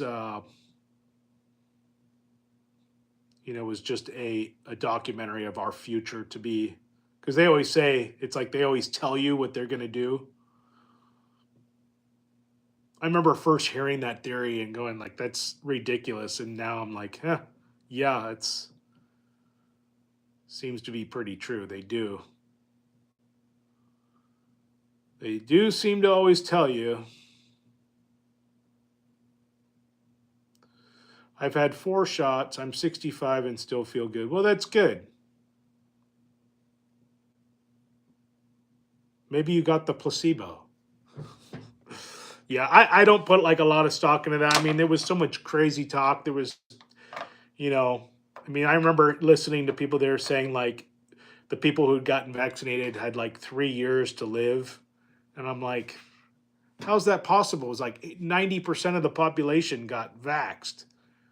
90% of the population is going to drop dead. I mean, come on.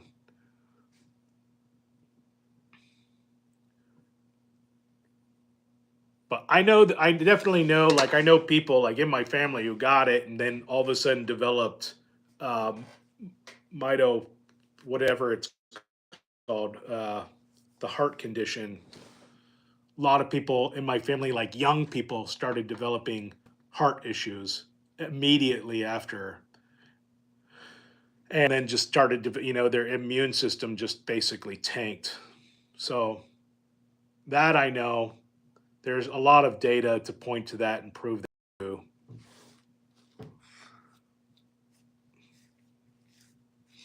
It definitely had there. It definitely did a lot of damage to a lot of people. It wasn't quite as bad as a lot of people were saying it would be, but it was still pretty awful. I know a lot of people who regretted doing it. and had severe reactions.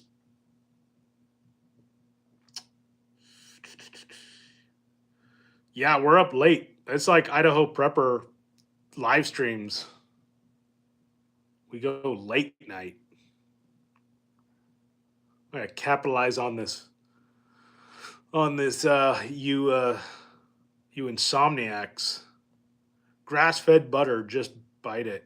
It kills the cravings.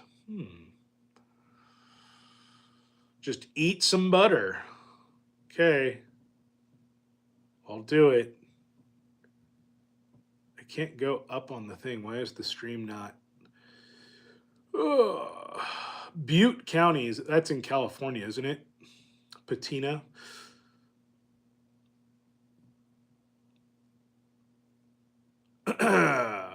Sorry, I'm just reading through these chats here real quick, trying to find stuff that's relevant. Yeah, clotting. Caused a lot of clotting. Local Bitmart has cases of 9mm for $2.29, and I don't have to pay shipping. That's nice. Yeah, when I first came across those MREs, the company that I was told was selling them, because it was like a third party situation. At least, well, one guy, one area it was, but it was, oh gosh, what's the name? Like the ammo guy or something, the ammoguy.com, something like that. But he was selling the MREs for a really good deal. I have a feeling he was like buying them on Amazon for, buying the deal and then just marking them up $20 or something and just making money from that. Because I was telling people, it's like at this price, you can turn a profit, you know? Because like I said, most of the dealers who are still selling MREs are selling them at full price. 2 cases is like $177 or $220. I mean, MREs have been like up like over $100 per case, like, somewhere between like 80, 90, 100 and up per case for like 10 years now.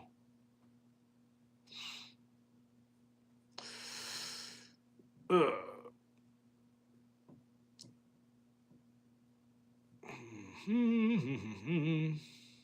Butter fan here and whole milk too. Yeah, I definitely, if I don't drink a lot of milk, because when I was drinking like non-fat milk, which is just like all carbs. Plus, I think this milk is like, because you got to think about it like this, like one of the issues that we're having, especially in the farming industry, is that the soil is becoming depleted of minerals. And so the plants, this is kind of what's happening. I'm probably just gonna hack this explanation, but it's kind of my summary of it, my understanding of it, is that the soil is just not as rich in nutrients and minerals as it used to be, and as a result, the plants, the vegetables that they're growing from it, are really weak. And so what they have to do, to like make it so these plants aren't super susceptible to death, because they have to guarantee that these things will survive, whatever insects come or weather, they have to just completely saturate them with pesticides and all sorts of synthetic uh, fertilizers to just keep them producing at the rate they are. But the plants, it's like, yeah, they survive, they look good, but they're totally depleted of nutrients. And and plus they have a lot of bad stuff in there. And then the other thing is, because of all this engineering with the food, is that it's made the food itself, the vegetables taste really bad. And so then what they end up having to do is inject the food, the vegetables, with sugar and salt to make it taste better. So this is what I've heard. It makes sense, and when you think about that, it's like, well, what do the cows eat? The cows are eating the same. That's what the cows are eating. So the cows are eating this feed that is deplete of minerals and nutrients, which means their milk and meat is going to be deplete of nutrients as well. And not only that, it's also going to be completely inundated with chemicals and steroids and all sorts of good stuff. So, what do you do? Other than just like not eat the stuff? It's just becoming harder and harder to be healthy these days. But and I tell my wife all the time, it's like, I mean, I don't know how much stock you should take. There's all these different content creators, like on Instagram, Facebook, wherever, YouTube, that are pitching this stuff.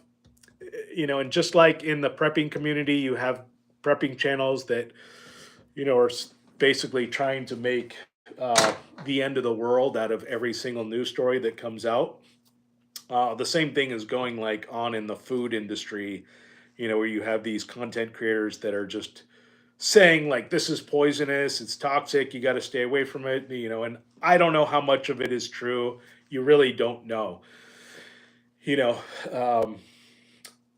So something to keep in mind. I feel like, just because something says it's organic or it's natural, whatever, doesn't really mean that much. At the end of the day, it's just you gotta realize that everything that you buy in the stores, the thing that is they're most focused on, and this is with like every industry, every product, is marketing. And there's laws within marketing that you have to comply to, and it's all about words. It's just about rewording, like, what do I got to do to get this word off of my warning label, and this word onto the front of my product. And that's the whole gig. And it's just about complying with legalese.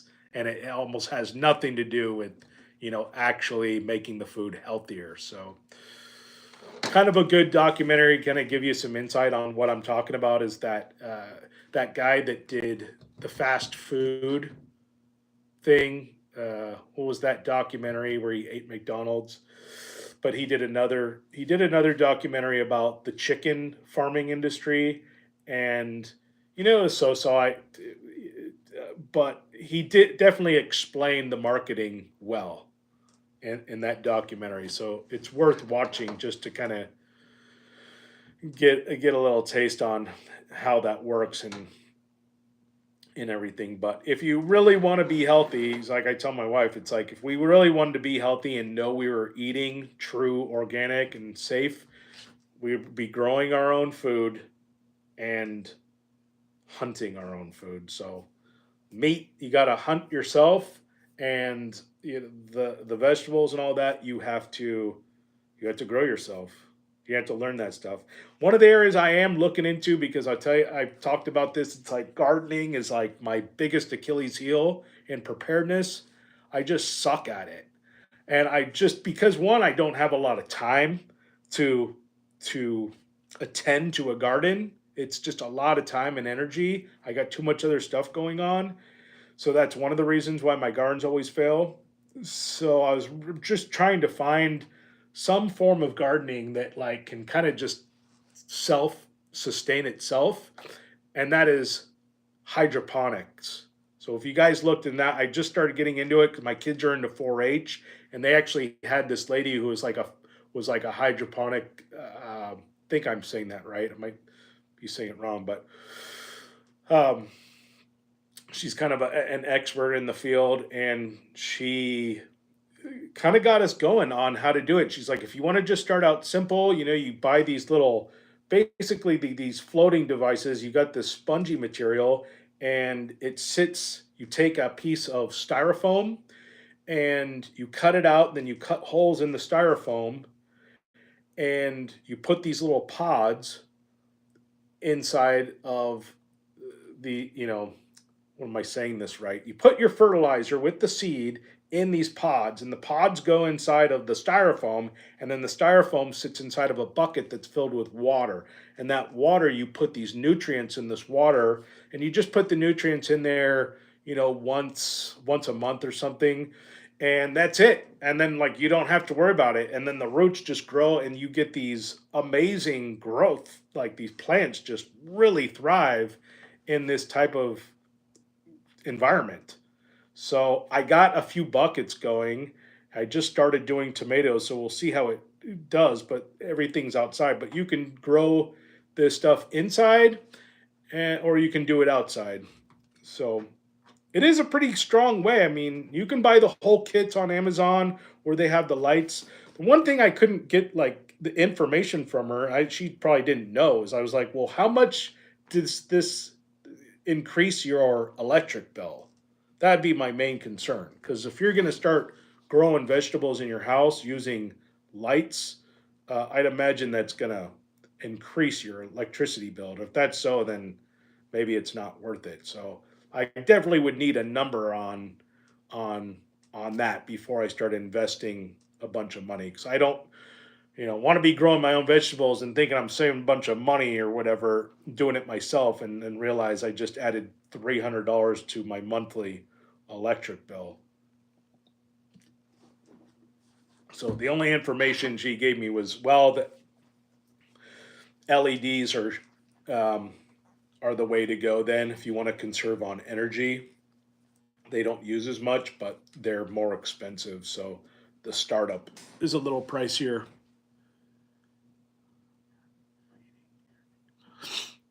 Jeff Kilgore, too many people around here feeding deer GMO corn from Walmart. That's true. I can't, yeah.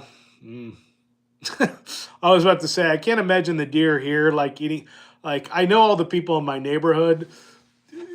The people that are in my area, like, they don't even hunt deer. They don't even mess with the deer or the turkeys. It's just 100% elk. That's all they go for.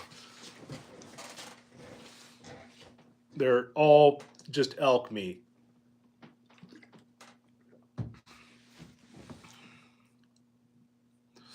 And the deer here are like pretty skittish. Like, I mean, especially the bucks. You almost never see a buck. I mean, the only time I ever really see a buck is when I get it on my trail cam. And it's so funny because we had this big buck here. When I first moved here, I actually saw it physically. I went up hiking when we were looking at the property, and I saw it day one when we first moved here. And then I never saw it again. And then I would capture it on my trail cam. It would always be at night. It would come out at night, and that's the only time I'd ever see it. And this thing was huge. And then we had some new neighbors move in, like one house down from us or one house up from us. And the guy ended up getting that buck on day one. Like the second day he was here, I couldn't believe it. Because I went up to my hill. It was funny. I went up the hill. I'm kind of doing some surveillance or whatever, and just kind of doing a property patrol. And I'm looking around. All of a sudden, I see this blood trail because it's just like the winter, the end of, or it's kind of the beginning of winter. And I see this blood trail in the snow, and I'm like, what is going on here?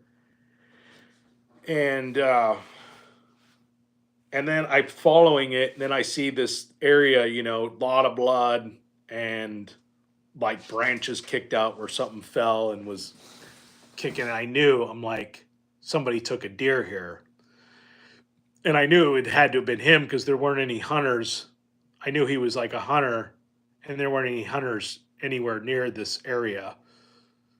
So he was like, yeah, that's me. I asked him, like, did you get a buck up the hill? And he's like, yep. I'm like, I already know which one you got. Couldn't believe it.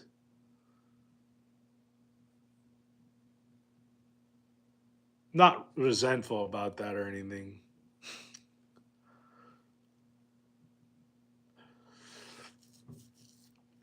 But yeah,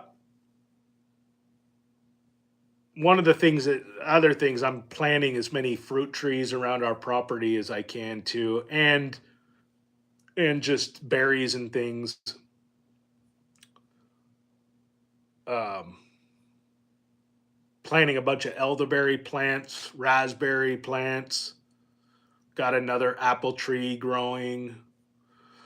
Because our main apple tree, we had this one main apple tree, big apple tree on our property, and it like produces like the best apples ever. And um, I was doing some grading work kind of close to it because I'm putting in like a gravel path, like a kind of a cement slab by the garage.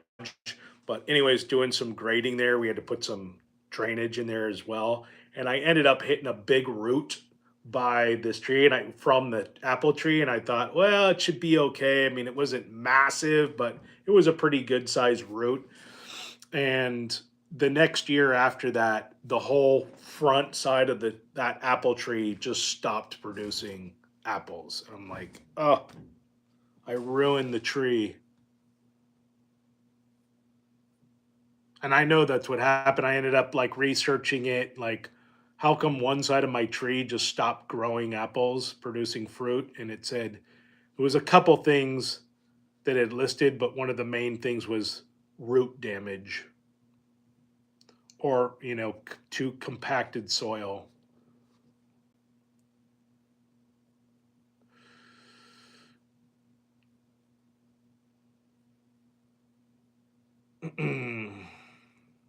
The buck that got away, Addicted to Tools says, I started a channel and have been watching the videos for a long time. I started a channel, the videos suck, but it's something and a start and would love some help and suggestions. Uh,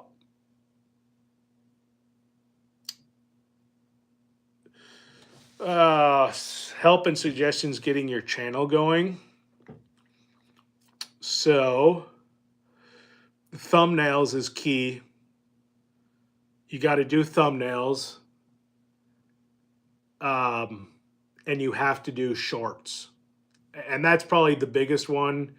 I don't know how many like people who start YouTube channels and they don't capitalize on the shorts. The shorts are what are going to bring you subscribers because the shorts get more views. So if you're starting out, you should be doing shorts. So every video you do, you should be producing a couple shorts from each video. And even I forget to do that sometimes. Sometimes my videos just don't, there's nothing there to create a good short, but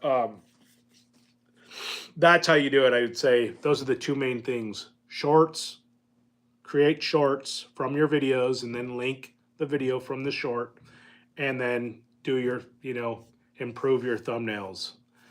And I'll tell you, God, as far as the thumbnails, I was actually going to talk about this was, so I do all my thumbnails on Adobe.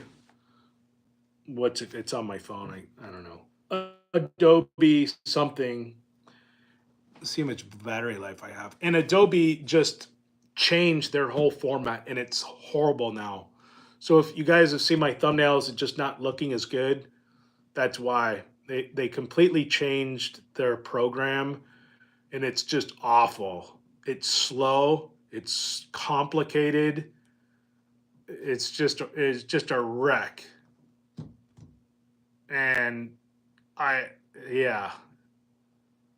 So I don't know what I'm gonna do because it's like I'm already struggling enough. I know I've been doing YouTube for like 3 years now, and uh,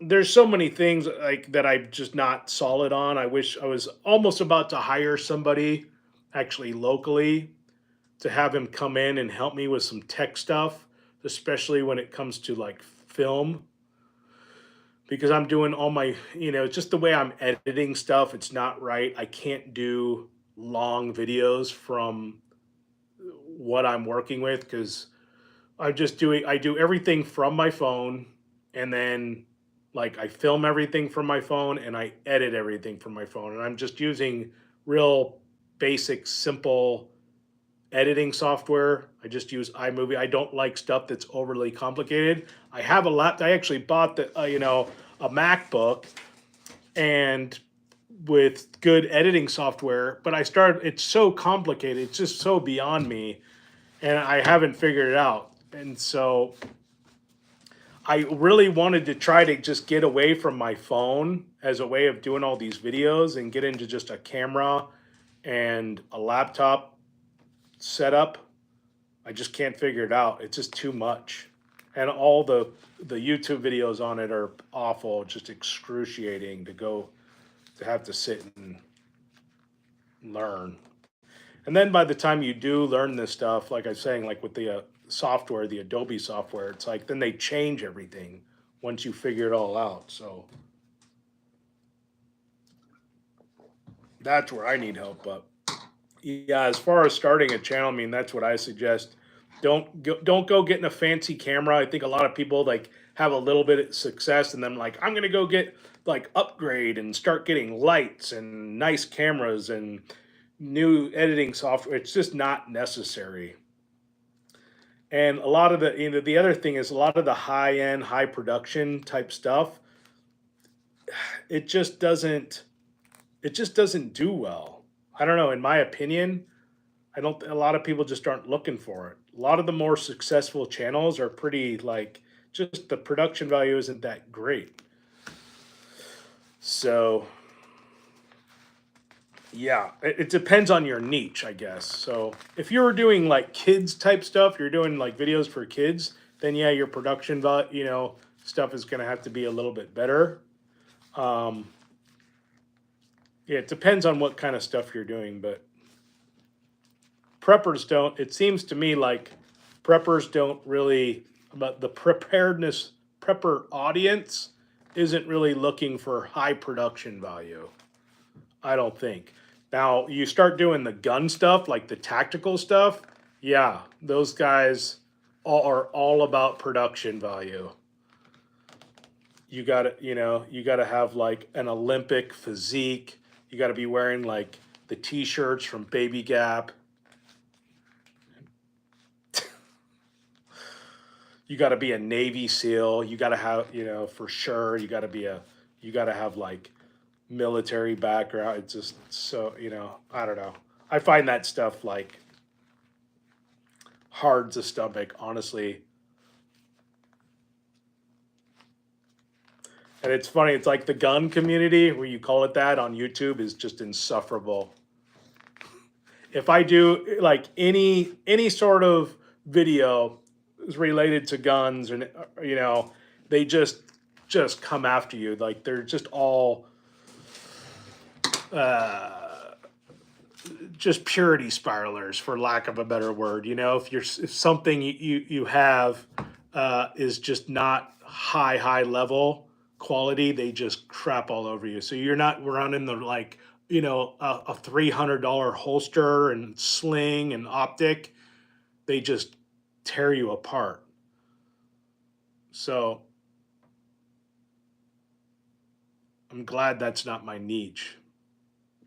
That's one of the reasons why I stay away from a lot of the gun stuff, because one, I don't know it, and two, it's just going to invite that element into my videos, and I just can't. It's just brutal. But yeah, you got to learn. I mean, that was like my main thing. Like when I started with videos. See, in this format, I'm a little bit better because I'm not trying to do a script. I don't know. For some reason, when I do videos, I feel so much pressure to not do what I'm doing right now. See all these gaps, and that's what's like missing when I do one of those videos. I lose words. Like my vocabulary is awful. My sentence structure is terrible, and so I'm just constantly gaffing. And so my videos, I'm talking like 100 takes before that video you get out. It's like 100 takes before I can put out a video. It's excruciating. because I'm always flubbing words. And then I'm like a perfectionist and I have like severe ADHD. And at the beginning, I was just focused on, I just don't want to say the word too much. And so I just really trained myself to not say and that was my focus.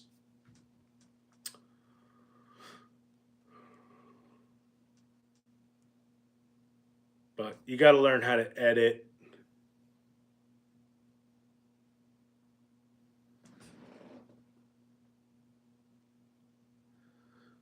Pew, pew.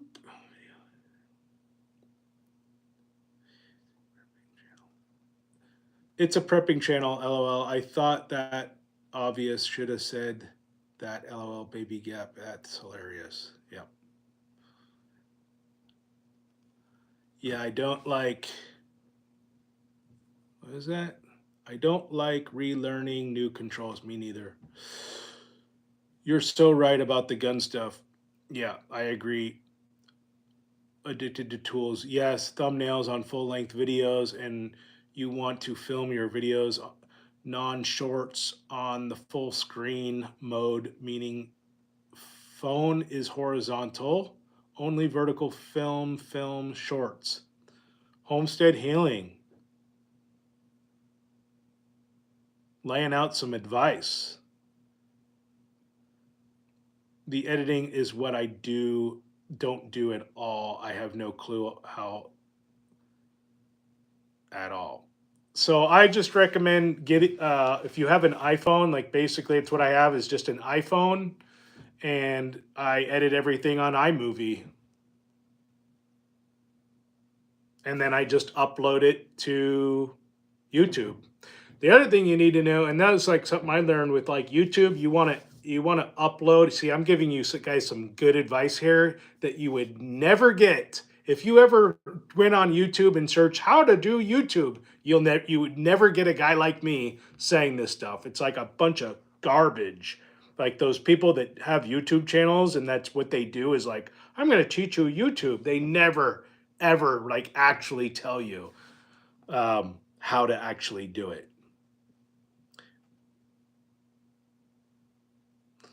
I hate when I have to go to YouTube to like learn something. It's awful because those people are just insufferable. But yeah, so when you upload a video, make sure that it's in 1080p. That's another thing. Unless you want to do 4K, but you just got to make sure you have a really strong, solid internet connection, which I don't have.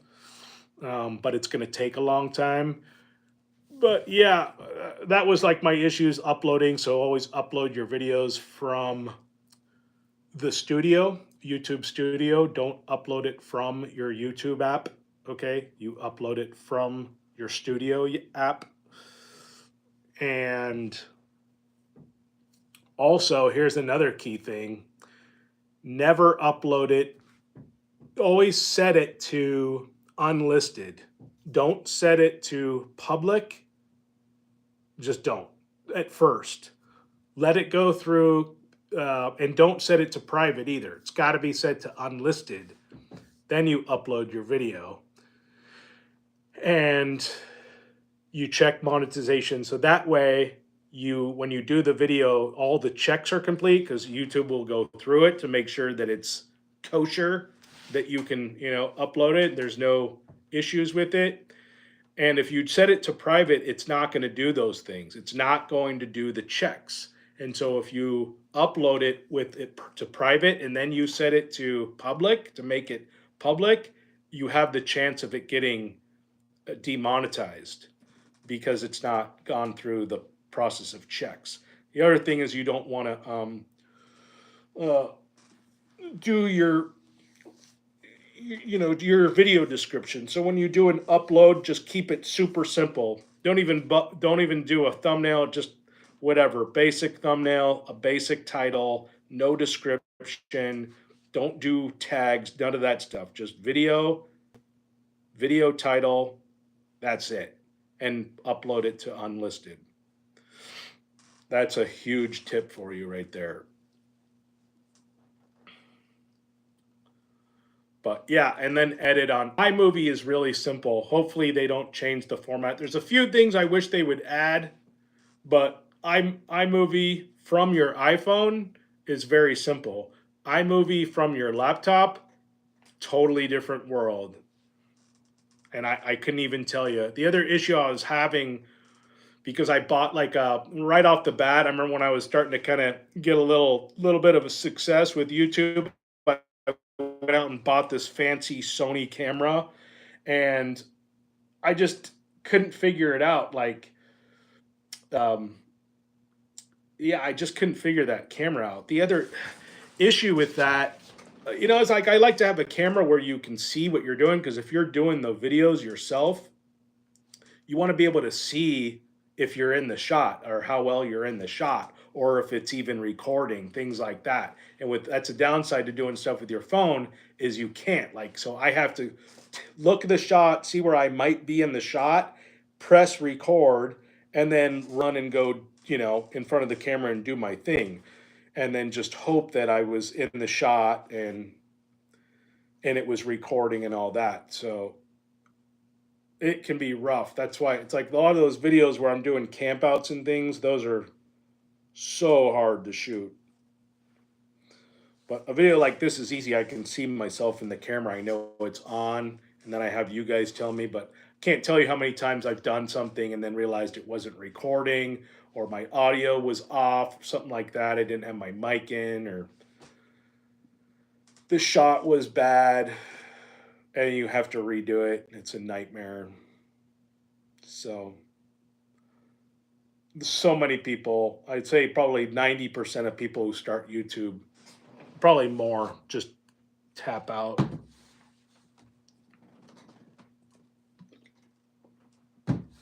But at the end of the day, I don't really know. I mean, what makes somebody successful or not? I would say pick whatever it is your niche is that you pick. Make sure that it's something that you really like to do. You're not going to get burned out on. Don't make it too exclusive of a niche. Because you want to be able to change it up a little bit. That's why I chose prepping, because to me, like, prepping is it's a pretty vast subject. So I can talk about politics, I can talk about food, I can talk about gardening, I can talk about all kinds of things. I can just bounce out bug out bags. There's lots of areas. So that's what I like about this venue, is that I have a kind of a big buffet of things, of subject matter. It would really suck if I just did one thing. Like, I think about, there's that guy that has the EDC channel, and like all he does is just EDC. I don't know how you do that. I'd just go insane. Yeah, but yeah, I've seen some channels too. At the end of the day, like I said, it's like I don't know what determines success ultimately, because I've seen some channels where it's like the guy, the person has all of the right elements. They're good at speaking, their camera quality is good, the production value is good, their thumbnails are good, the title's good, the content, like everything is good, and they're just not succeeding, you know? So I don't know. And then I see people where it's awful, like awful thumbnail, awful, like just awful content, like everything's bad, and they're killing it. So it's bizarre, you know? I have no idea. It's just the algorithm either likes you or it doesn't.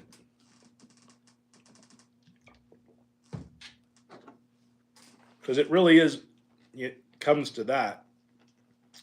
And with YouTube success as well, is another thing people don't realize, is kind of weird.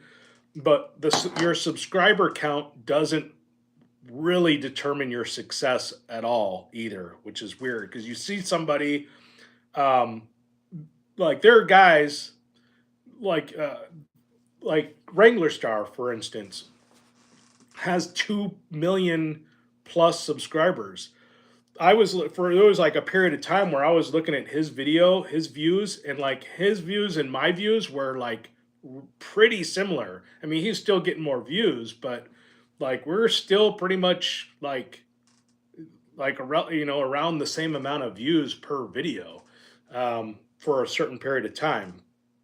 So, and you'll see that a lot. And a lot of times out there's channels that I follow. These guys that have 350,000 subscribers, and they're getting less views than me, and I'm under 100,000. So, and that's what it comes down to. It comes down to views. Are your videos getting views or not? So, I also see guys that have like they're doing really well. It's like I came across this one channel. This happens every once in a while where they'll have like 300,000 subscribers, and I go to their channel and they have like 25 videos. And I'm like, how did you put out 25 videos and you were able to amass like hundreds of thousands of subscribers? Like, and then I go to the videos and it's like, wait, there's only 3 videos here. And I'm like, where's the rest? I realize it's all shorts. And then I go over to the guy's shorts and he's just doing these really good shorts and he's getting like 15 million views per short. And so that's where he was doing it. And there's a lot of people that actually just that's what they are. All they're doing is creating shorts. They're not doing videos or anything. And there's people I've heard of like that have industries. I mean, like multi-million dollar revenue generating channels on just Joe Rogan clips. That's it. They're just taking clips from Joe Rogan, posting, doing shorts, and making millions of dollars. So it's easier said than done. I know you hear that and you go, oh, I'm going to do that. It doesn't work like that, unfortunately.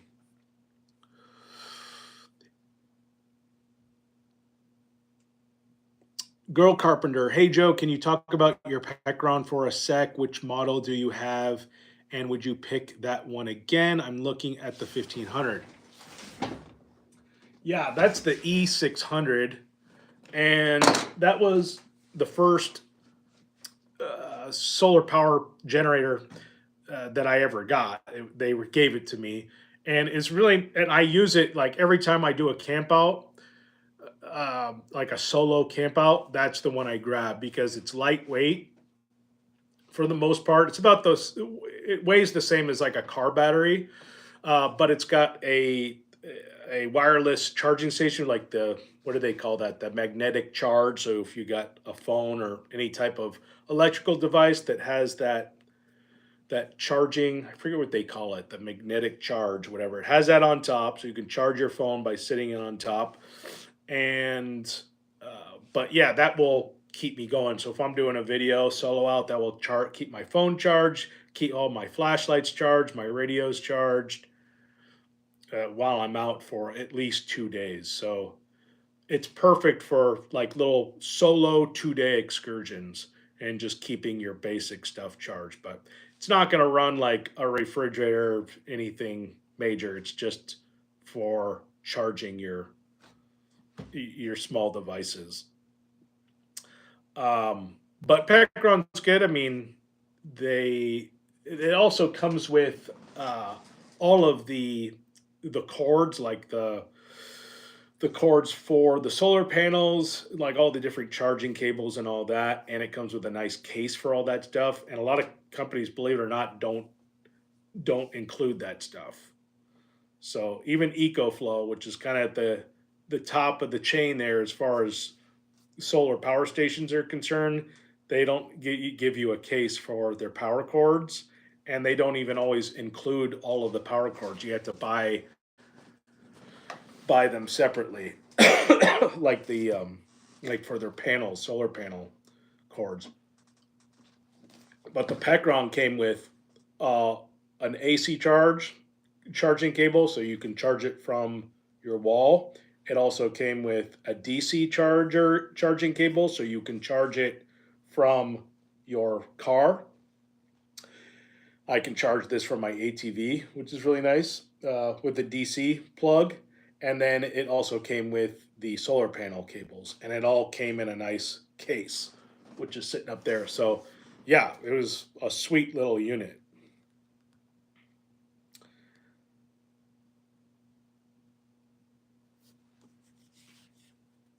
And it's pretty, and it's rugged too. That's the other thing I kind of like about it is I don't have to worry about it getting scratched up and dinged and everything. I wish EcoFlow would make a tactical version, or one of these companies would make a tactical charging station. I know there's some rugged ones, but they need to make one that's just a little more tactical.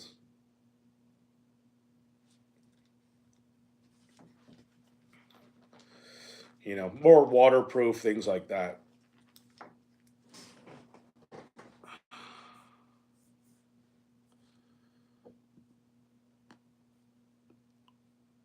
Wireless charging, yeah.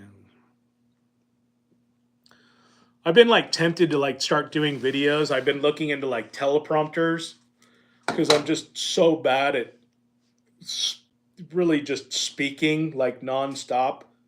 This live stream is, you're getting a little bit of a insight into how I normally talk, and this is okay for a live stream, but it's not good for a video. Me flubbing words and blanking out on words.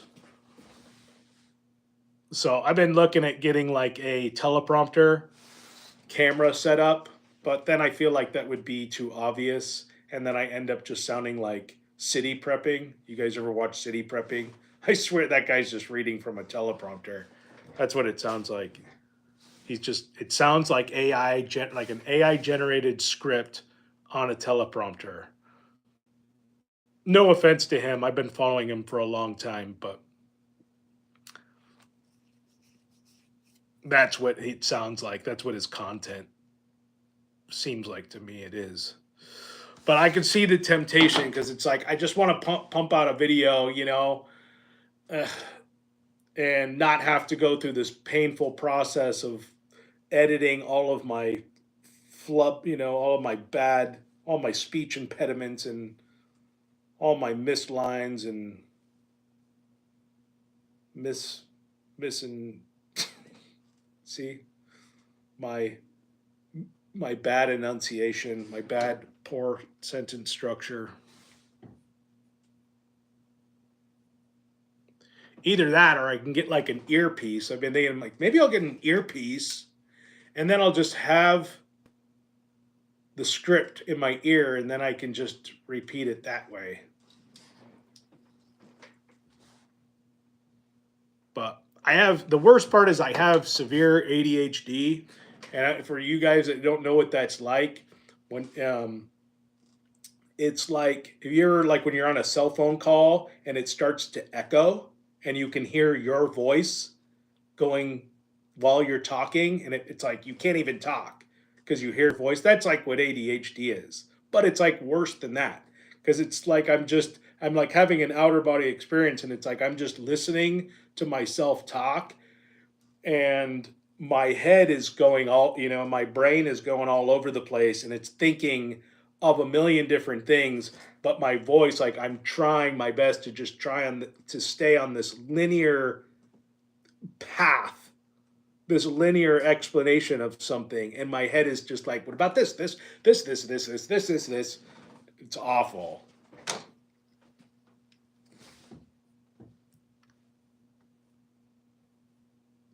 I think I was over vaccinated as a kid. I just endured like severe brain trauma.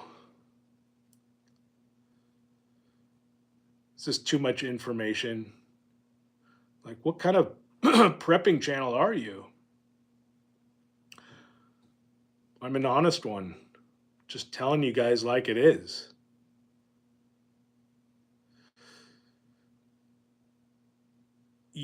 Don't give away your location. I give away my location. City prepping puts me to sleep. I know, he's kind of boring. It's just not, and that's the thing too. It's like scripted stuff, like, it's boring when it's not. And I know that. It's like, I wouldn't want to watch like a scripted anything. But sometimes it's like, in order to get a point across, you almost like, you have to. It's really difficult to talk about a subject and stay on point and go through the whole process without screwing things up and forgetting things. And so it's so tempting to just want to write it all down and then recite it onto the video. And yeah, you don't miss anything and it comes out correctly and consistently, but at the expense of the creativity, and like the soul of the video is lost. So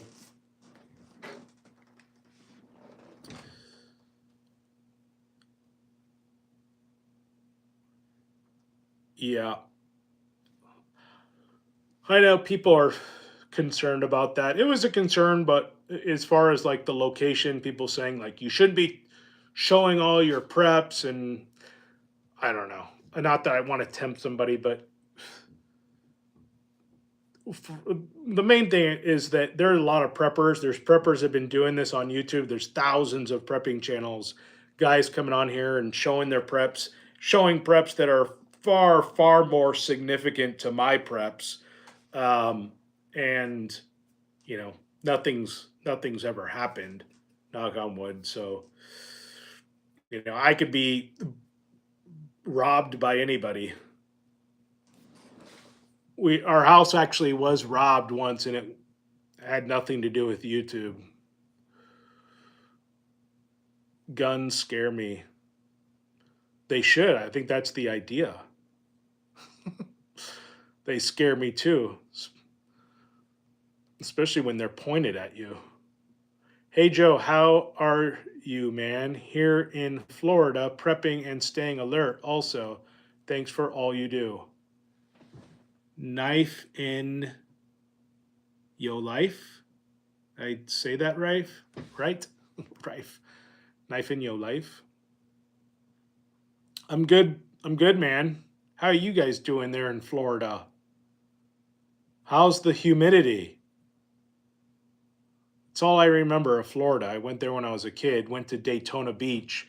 It was so humid I couldn't breathe.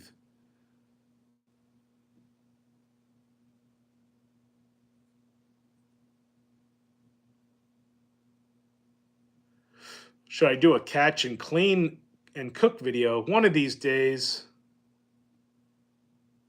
The thing is, too, it's like, it's so funny because, like, all, those videos where I go out in the mountains, like that one I did, the solo overnight turkey hunt, that last one, that took forever to do that video. It was 3 days of shooting. Um, because I was dealing with weather issues. I got a family. I can't just sit out in the mountains all day and night. Like, things happen with shooting videos. The batteries die. I have tech issues. So, by the time it ends up on the film, it's just, whatever, it is what it is. But and then there's this huge video. There's editing. The editing takes me there's about 15 hours or more solid of editing, just refining and refining, because you want to make those videos somewhat interesting. They got to be small increment of shots, 3 seconds, 3 seconds, 3 seconds. You'll notice most of the shots I try to keep everything within 3 seconds, and it's a lot of work. And then I go to all that trouble to put out one of those videos and nobody watches it. Gets like 4,000 views, which I know it sounds like a lot, but then I do a garage video. I'm like, I'm just going to go sit in my garage and talk about, putting together gear for this event. And that video takes me maybe an hour to do, and then an hour of editing tops. And it gets 50 times the amount of viewership. So I just, it's discouraging because I like to go out and do those camping videos, but it's almost just not worth it because nobody likes them. People unsubscribe. So yeah, that's another weird part of YouTube.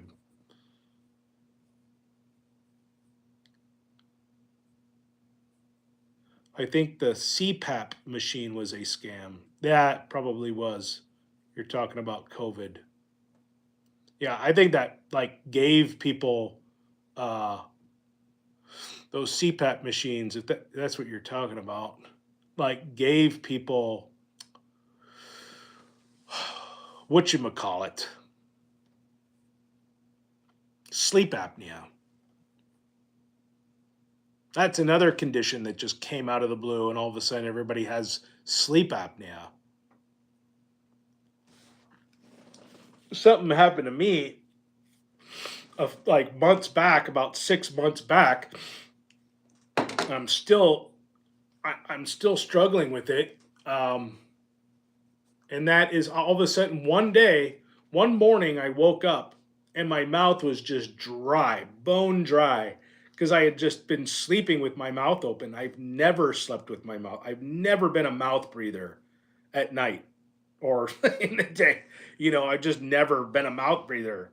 And all of a sudden, my I guess my jaw, I'm not snoring, but my jaw is just opening up and I'm breathing through my mouth at night. So every morning, and it started just out of the blue. One day I woke up with a dry mouth, because I'd been breathing through my mouth, was like, what's going on? And every day since, that's been happening. And I've tried all I don't want to do the mouth tape because I've read that you can suffocate. It's dangerous. But I tried doing like a head strap to like keep my jaw from folding down. That doesn't work. So it sucks. I don't know what's going on. It's not a weight thing. I mean, I've lost weight. I'm 175. I'm 5'10". So I'm like within my a normal weight. Okay, maybe like 5 pounds overweight at the most. um, so it's not that. So yeah, the fact that it just came out of the blue is like what makes me suspicious. Something happened, and I feel like, oh yeah, back to the CPAP machines. The only thing that because I was trying to trace, like, did I do something? Did I eat something like that triggered this? And the only thing I could associate it with was that my dad actually has sleep apnea, and he had just gotten on one of those CPAP machines, and he was like, "Hey, you should just try this." And I put it on for maybe 15 seconds. He's like, just to see how it worked, and it was like that. Just doing that did something to me. I don't know if it was that, but it's like the one thing I'm like, I did put that stupid CPAP machine on my face for 20 seconds to see what it was like. And then ever since, I've been having this mouth breathing thing at night. And the worst part about it is that if you're mouth breathing at night, you become really susceptible to cavities. It's really bad for your teeth. And now my teeth are getting sore. So, dude. NorCal Chris, good night, brother. Good night, man. Thanks for tuning in. Live stream is at 61. That's still pretty good. Just to kind of give you guys a heads up, like when I started out on this channel, I started doing live streams actually like day one, like right when I started my YouTube channel, I started, taking advantage of this live stream thing. And I started out at like 11 viewers, and I stayed at 11 to 12 viewers for years and years. So I thank you guys for all coming in and joining the chat. being part of the show, staying up late with me all night.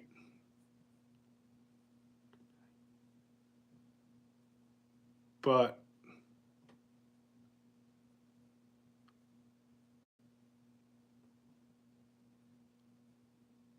no, I just do the live streams randomly. Sorry, it's just when I'm in the mood, when I have time. So it's like, and like I said, I just did this because I was working all week. I didn't have time to put a video out, and I usually try to post Friday or Saturday. So I was like, well, I can at least do a live stream because I've been working on this. The video I'm working on right now is on this bag right here. Look at this huge bug out bag. And bug out bag videos, if you don't know, they're pretty difficult to put together. So that backpack is the G4 Operators Pack by Eberly Stock. And they sent it out to me like over a month ago, and I had a bunch of videos ahead. So I told them, I'm like, I'll do it. It's one of these videos I got to do. So I got all my bug out gear actually over here. I'll show you guys. See it all lined up over there? Yeah. So I'll be doing a video, and that's what this table, I was going to do the video in here. But the lighting in here kind of sucks. That's another thing. I'll do a video, I'll shoot a video, and it'll look good, and then when I go to upload, it's just grainy the way the light is in here. It's all fluorescent lights. It's just not good lighting, and once it's uploaded, the film always just looks really grainy. And then I try to do it outside, and we have so many clouds, and so the light is shifting all the time. And plus my kids are running around and they get involved, and it screws up the videos. You have no idea the woes of a painter / YouTube creator. Carol XXX, glad I found your channel. I'm glad you found my channel.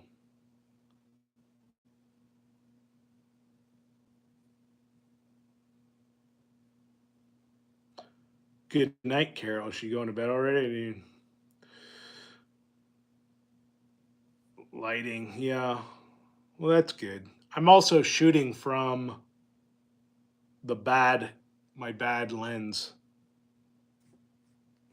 Yeah, I don't know what happened. I was starting this live stream. I had everything prepped, and this happened the last live stream because it asks you which way do you want your camera oriented. It asks you for camera orientation, and I clicked the button. It starts out vertical, and then I clicked the button, and it went horizontal. I'm like, all right. So I locked in that this is what I want. I want a horizontal live stream. And then I clicked, next, whatever, go to, and it was like, it wouldn't let me go live. It's like, you can't go live until you flip your camera vertical. So, and I couldn't start over. It would have thrown everybody who had been waiting off, and you would have lost the connection, and I had to redo all of the input. So there's nothing I could do. This is the way the live streams are. So I don't know if it's like just YouTube, and most of the live streams I see are all vertical like this. So I don't know if this is like something that YouTube is just making mandatory. I don't know. So what time is it? Oh my God, it's almost midnight. I was like, I'm going to check out at 11. An hour later. Yeah, I did. Okay. Well, I'm going to go to bed. But thanks for coming out to the live stream. Everybody who was involved in the chat. You know who you are. This is a fun one. Let me know if you guys want to see more live streams. Are you preparing for World War III? I missed a lot of chats here. I apologize. But that's going to do it for me today, you guys. I hope you enjoyed the video. If you're interested in anything that you saw in today's video, what we discussed, I believe I left everything in the video description. So there are links in there. There's discount codes for all kinds of stuff. MRE deals are in the description. Jace Medical discount codes. Premier Body Armor. I think that I got stuff for them. Eberly stock, same thing. So check it out if you're interested in anything you saw in the video. Also, if you haven't done so already, please make sure to hit the thumbs up button and subscribe to my channel. And with that said, until the next time, stay prepared.